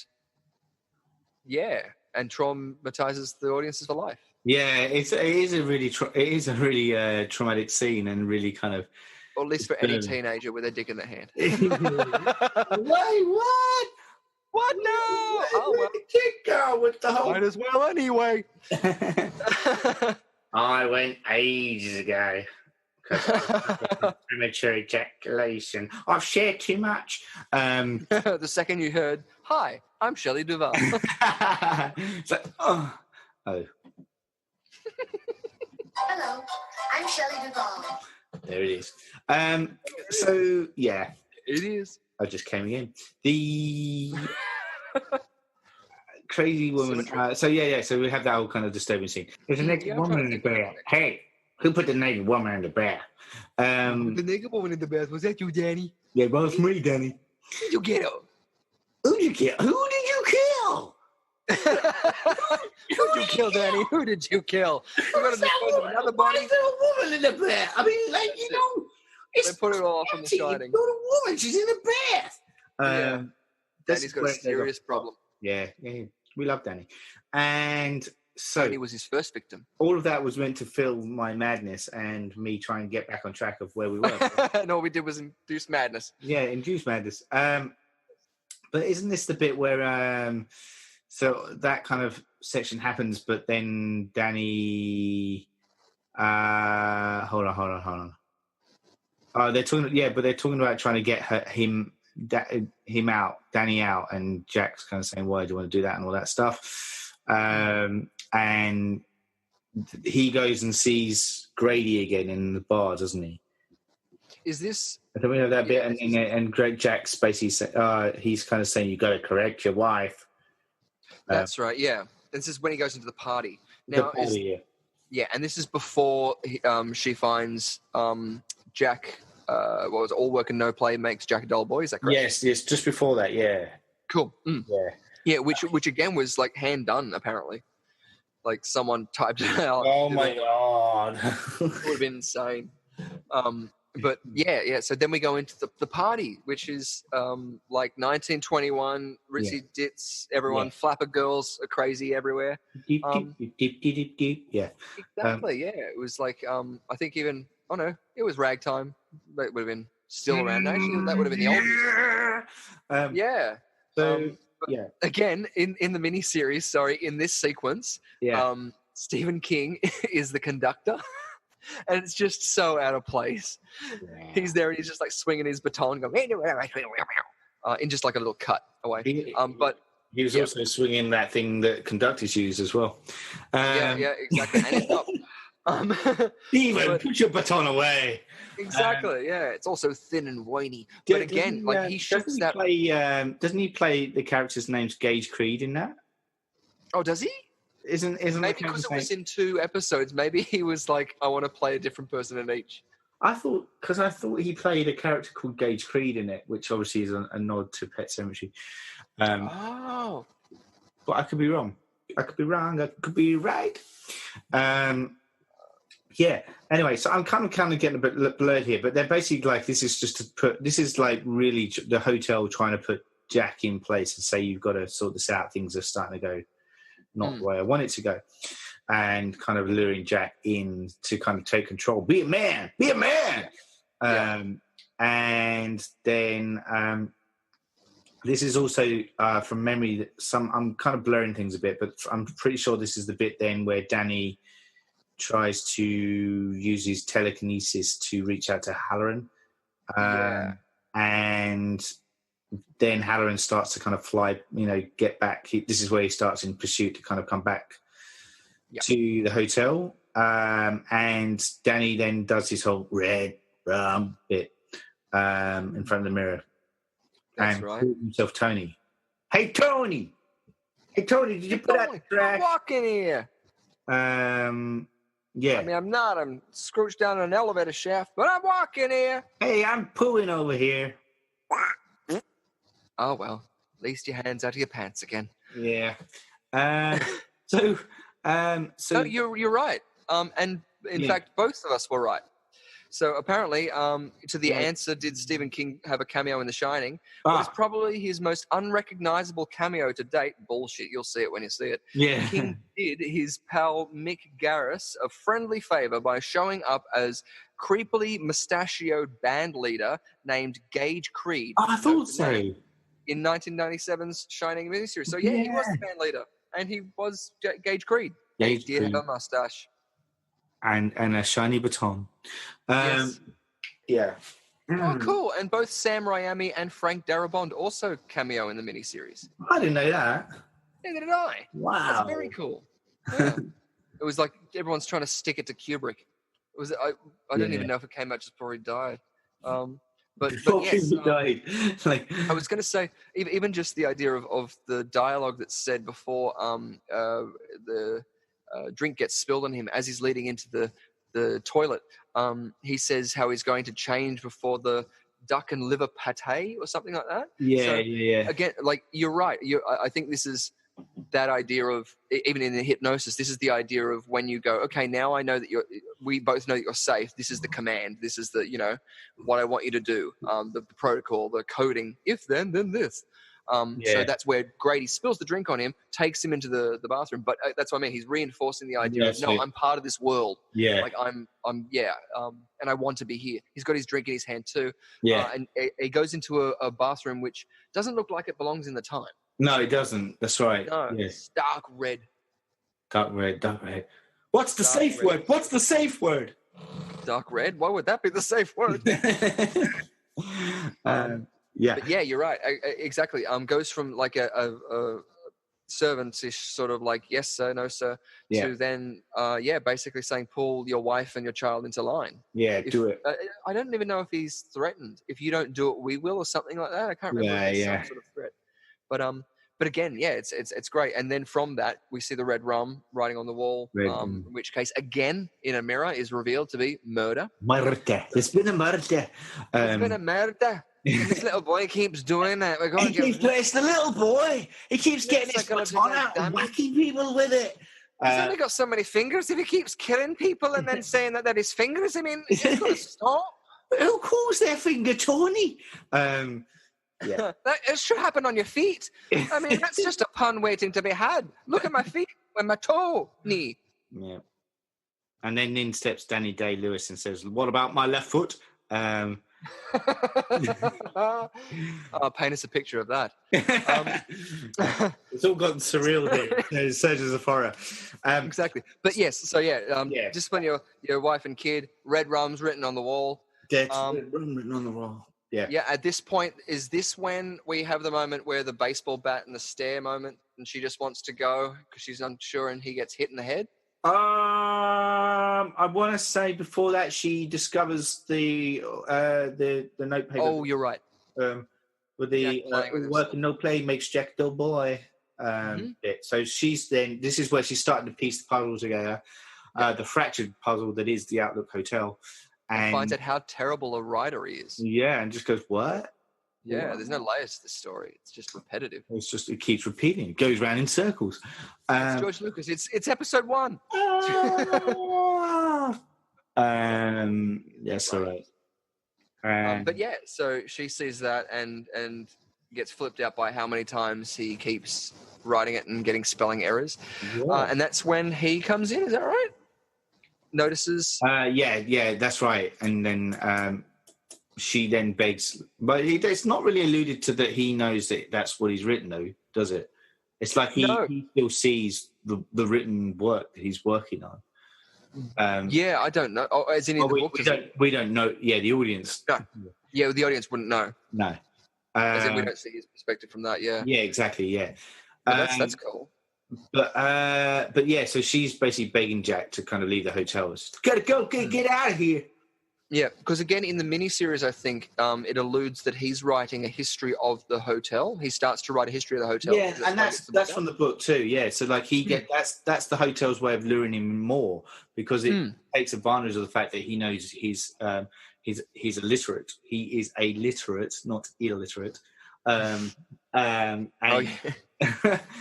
that he is a scholar in that sense and is fascinated with history, and it uses its own history to kind of lure him in and go, hey, how about you write about me, big boy? And so that's right, that does play an effect, but obviously in the film version he's meant to be writing the screenplay.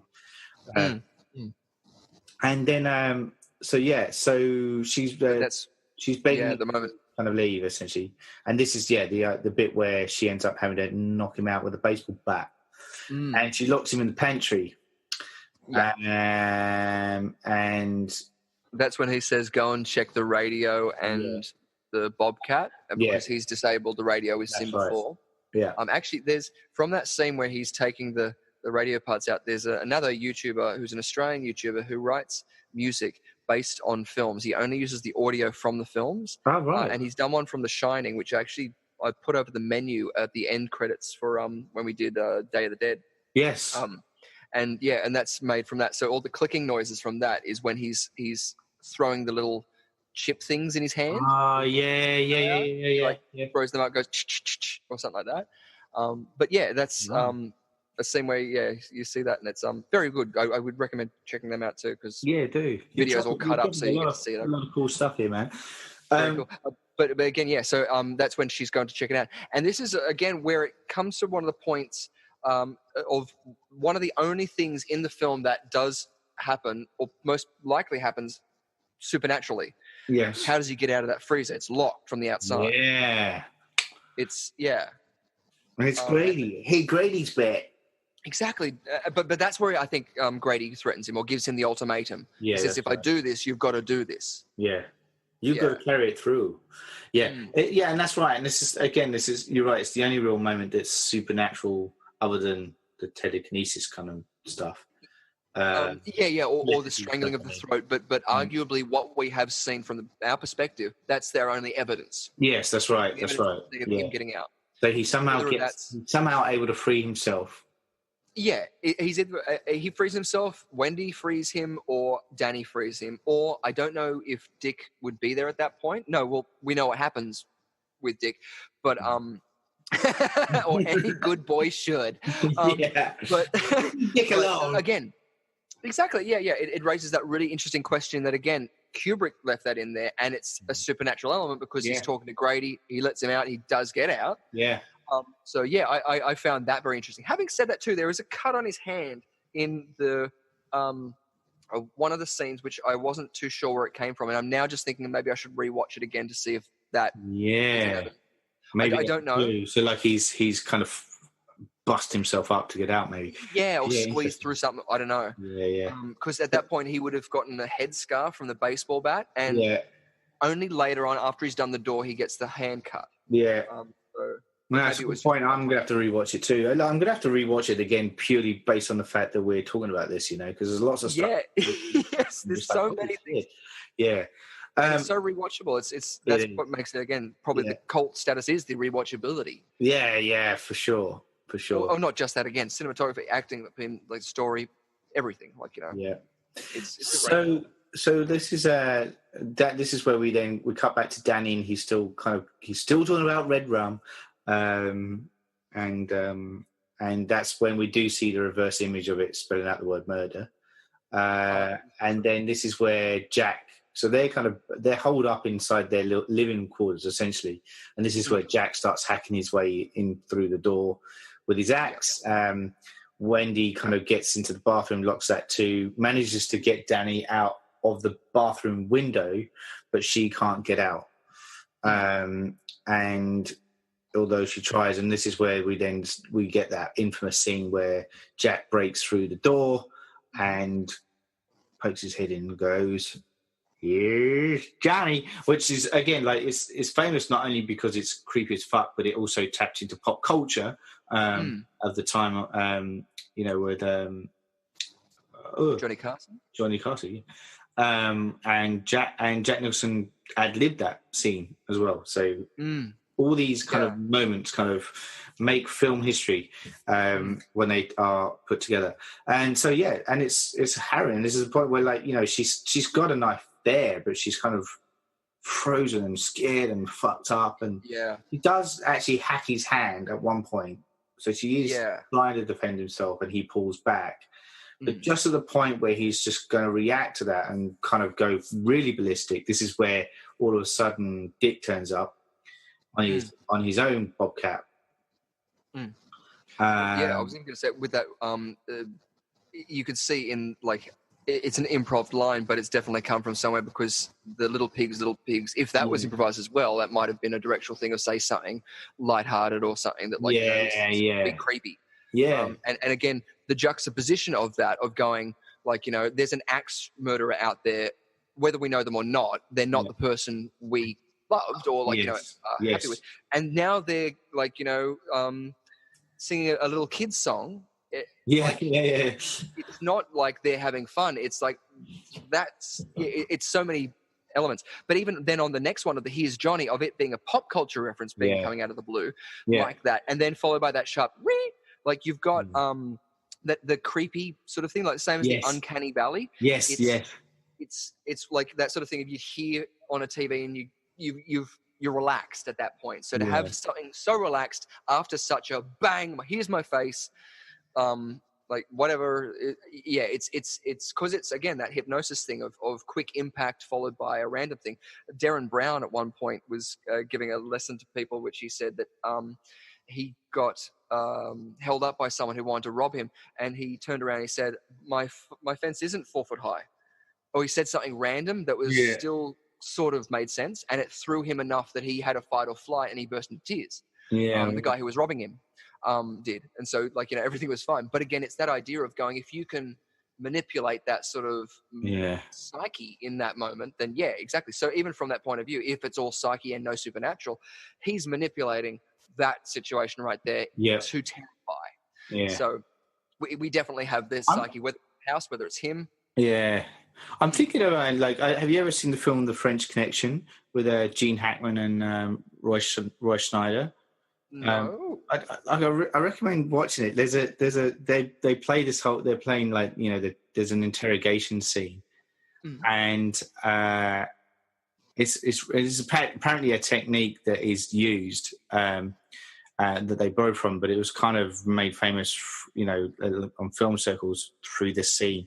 And basically, Gene Hackman's character, so Roy Schneider's character is trying to drill this information out of this guy, and the guy's not giving it. So Roy Schneider's character is telling him all these things. They know this guy's guilty for stuff, right?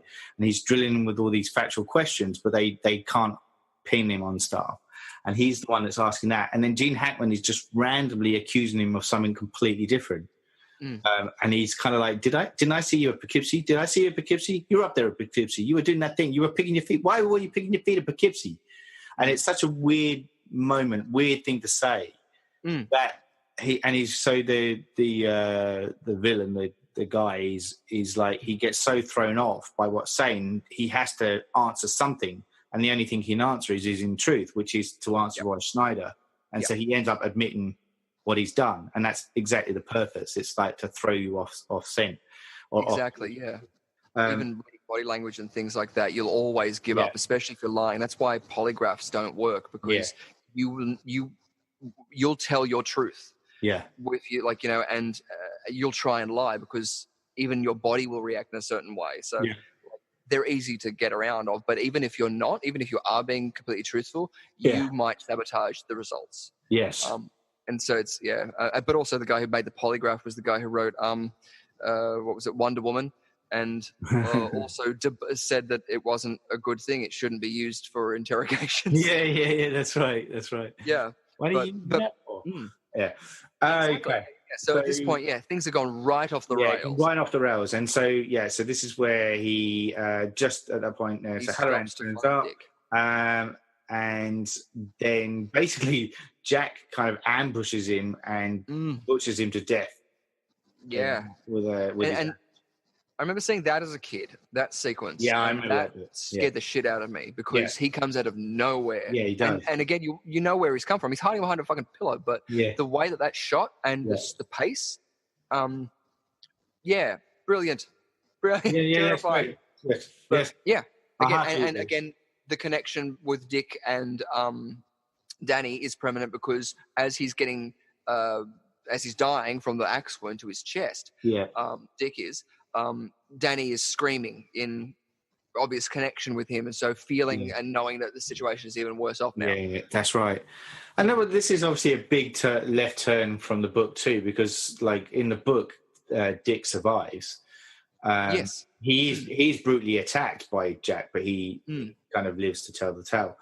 But I was even going to say this sequence, I think, in the miniseries as well, was far more brutal because I think this is when Wendy is around as well, and she gets it's a croquet mallet in the miniseries. I'm pretty sure in the book. Yeah, and that's in the book. Yeah, and she gets completely. There's a lot of butchering going on in the book. Yeah, but again, in the miniseries, that mallet is made terrifying by the guy who plays Jack, because with the blood going over his face, that sinister smile. I think he has green eyes or something that just pop through, and then it's a bludgeoning thing. Like he hits her in the stomach or the back or something, and you feel it, and you go, "Oh, yeah!" Like it's far more impacting that way. Having said that, though, it's a completely different thing with The Shining. Him tearing down this door is enough to let you go. Yeah, we don't want to see him get to her yet. Happy to go to the credits. So interesting. Yeah, so they kill off the Dick character, and so it's just down to Wendy and Danny now. And this is where Danny basically kind of runs off into the hedge maze, and Wendy's looking for Danny in the hotel, and this is where she kind of comes across all the ghost kind of images that, you know, there's these weird characters. Yeah, that's right. And the shot, I just remember that shot where she's looking through a bedroom door, and there's this guy with a mask on and bending over by the bed, and they kind of look out. Yeah, it's weird, weird moment. So, and again, with that, the big thing with the conspiracies, obviously, what I was saying before about the homosexual connotations with it, there's a whole, like, you know, sex subplot, which they're saying that Danny was lured into, and there was threesomes between the manager or what, like, you know, there's a lot of conspiracies in 237 and stuff like that, and around elsewhere. But at this point, that's one of the most prominent ones, because again, it looks like a very sexual position in which it does. But then again, having said that too, if the lifestyle of those parties as well from that gold era, that perfect time, it might just be another emulation of spirits, you know, enjoying themselves. That's right. And even within that, when she's seeing those different cuts, sometimes you'll see skeletons, sometimes you'll see real people, sometimes you'll see axe wounded people or whatever. But with the theory about the gold room too, with them saying that there's two gold rooms, the first, the real gold room, which is the history room, spills out onto the lobby. And that's where Wendy sees the skeletons, all the party stuff, and a lot of cobwebs.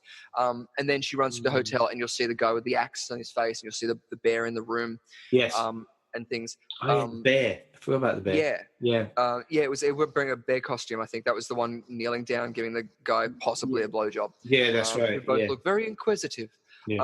But that idea again of I was even thinking separation of going, like, you know, reality, saying the skeletons are in the real area where the real gold room party would have been when they had this party. And then the fictitious party room, which is how they saw themselves, you know, this grand ballroom with their money, surrounded by this lavish, like, you know, sexual things going off into a room, you know, and costumes and, you know, grand affairs, prohibition times, still having alcohol and having money and being the elite. And seeing that throughout her shots throughout is very interesting. Sorry. No, that's right. But this is also a point where, you know, talking about unraveling, this is the vision stuff that she happens to see as another indication of, I guess, the cracks kind of becoming more obvious. And maybe that was the point of Kubrick, that the supernatural element coming in at that point earlier that we were talking about, that was literally the door opening for the cracks to start appearing. Maybe. Or maybe inventing another conspiracy. But I just had a thought. It's reminded me back to the freezer sequence. In the making of documentary that Vivian Kubrick was shooting, there's a slow motion shot of Jack Nicholson doing like juggling a couple of things in that pantry room. And in that shot, in the background, Delbert Grady is standing there in his tuxedo. So whether or not he was just there as dialogue and he was still in costume because they'd shot the previous sequence, or whether or not there was something that possibly he was going to physically manifest himself in that room. So I just remember seeing that, and it just opened thought. No, it's all good. I like it. Okay, cool. Let's try and wrap this bad boy up. So Danny's in the hedge maze, and this is where Jack finds him. Well, basically, so he goes in pursuit of him, screaming "Danny!" the whole time, and Danny is very intelligent by stepping back into the other footsteps so that he's giving him a false trail. And then he kind of hides behind this snowbank, doesn't he? And then Jack keeps on going, and then Danny kind of runs back out. He then meets up with Mum, Wendy, outside, and they basically leave in the snowcat thing that Halloran came in. And basically Jack keeps kind of looking, and he then we did this kind of real quick snap cut of him frozen to death, essentially. Inside the maze.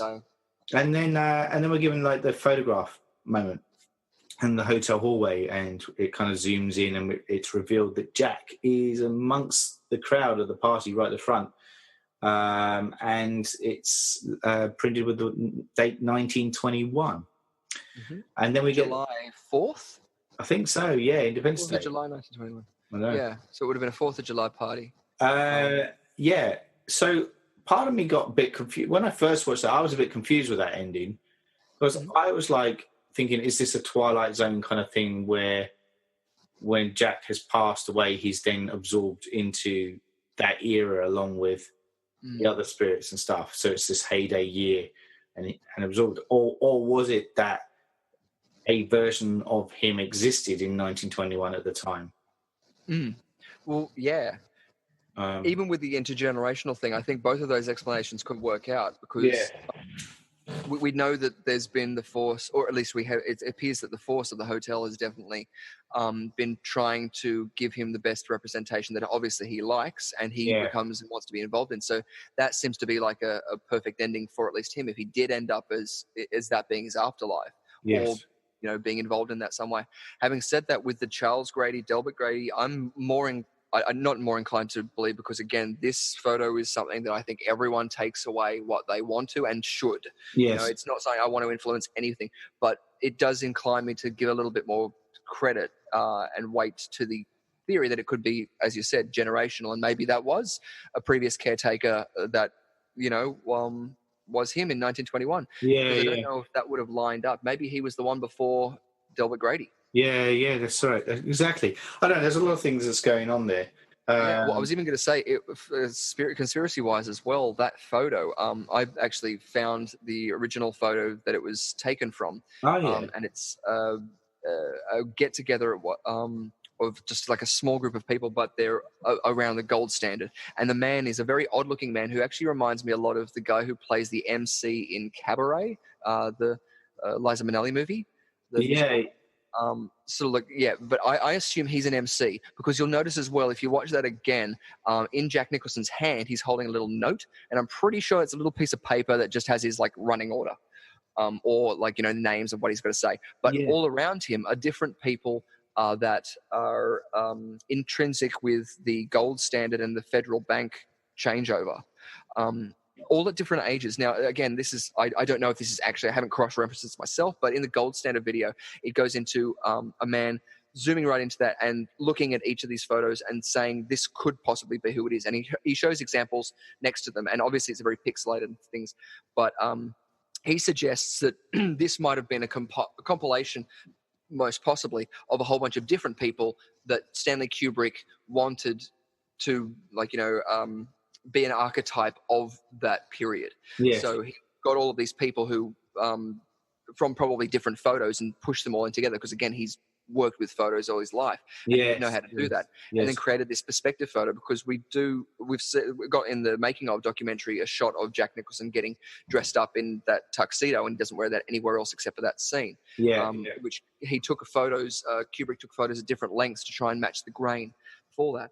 But you can find that on the internet as well, and superimpose your own little face over the top of it. Now everyone's got Photoshop of these. But yeah, it's interestingly enough, when he points to a couple of people and you look at who he thinks it could be, it does look very similar to those people. And again, it lends a little bit more credence to that idea of it being this quintessential archetype of where people were in that era saying, we're the elite, we're the happy ones, where we are, and we don't want to change.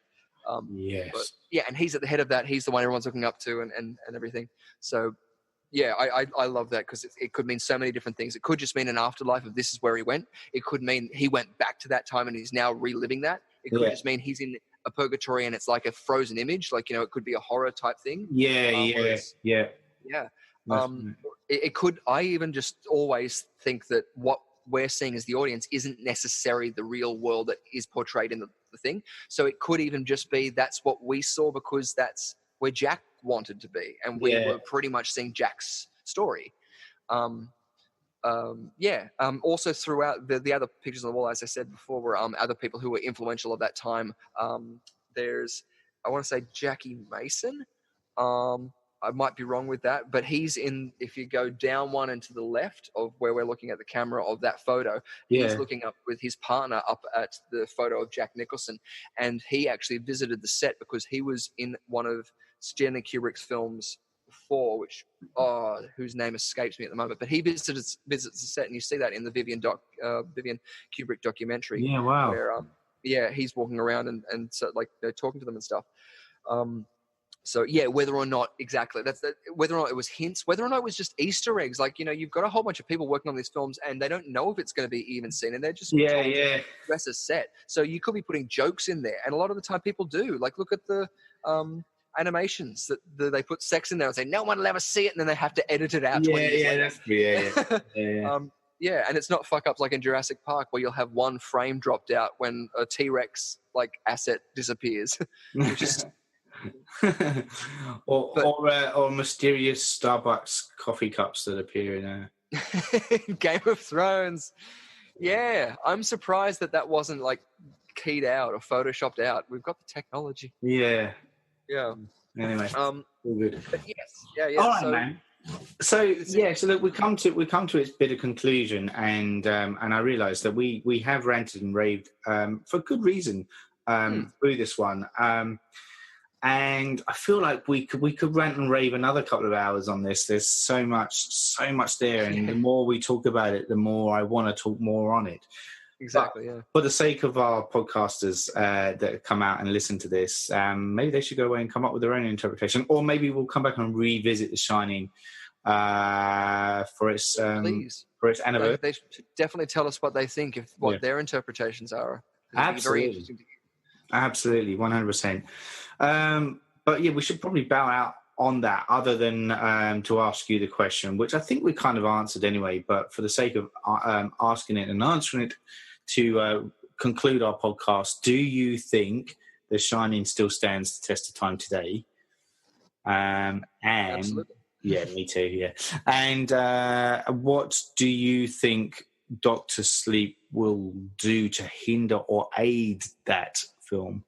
I guess we won't know until we see it, but well, I kind of liked when Stephen King, denounced the film, sort of when it's not mine, because it sort of made it its own. True. In my mind. Yeah. So, and there's been the miniseries, as we said. There's been like Psycho the remake didn't make Psycho the original any shittier. No. Like, it was still just as good. It was still had all its revolutionary things. And you look at it compared to, and you just go, yeah, like, how do you fuck that up? But in this, it would be the same thing. If they tried to replicate this, and it doesn't seem like they're going to do that, they're going to pay homage, which I hope, I don't know, is done well. I don't know. Homage with the trailer that I've seen for Dr. Sleep could be done interestingly. Yeah. Or it could just be flashbacks. But again, they're visiting same things. But I don't think it's going to hold a patch to it. I love Ewan McGregor. I think he's going to be brilliant in anything he does. And again, even if it's just going on the coattails of it, if it's a good story and it's delivered well, I think that it's going to encourage more people to go back and watch The Shining who maybe wouldn't have watched it before. That's true. That is really true. And like at the time of recording this, we are yet to see the film, obviously, Dr. Sleep, but we are due to go and see advanced screenings. At the time of releasing this podcast, we would have already seen it, which is a bit of a weird situation. It's like it's moving in cycles again, I tell you. So it'll be interesting to see our interpretation of that, of the new film, and we may well post our quick thoughts on that afterwards. So keep your eye. So you may already have seen our views by the time this podcast reaches your ears. But yeah, until then, we should probably kind of, as I say, bow out. And so on that note, I'm your lead host for this series. My name is Saul Muerte. I was joined for this podcast by Richard Lovegrove and the delightful Shelley Duvall. Hello, I'm Shelley Duvall. Thanks, Shelley. Goodbye. Shelley! See you, Shelley. See you, Shelley. Thanks, Shelley. Love you, sir. Love you, work. Love you. How do we become Joan Rivers all of a sudden? Oh, you're a charm. You're a charm, darling. Charm. But yes, if you haven't seen The Shining and you like horror films, what are you doing? Go out and see it. It's Go. Yeah, brilliant. do it, man. Or watch it and tell us how wrong we were. Yeah. Yeah, do it. Okay, until then, thanks for listening, everyone. Goodbye. Cheerio. You're listening to the Surgeons of Horror podcast. Music supplied by Peter Nezik. For more discussions or podcasts, head over to surgeonsofhorror.com or head over to our Facebook and Twitter sites for the latest news and updates.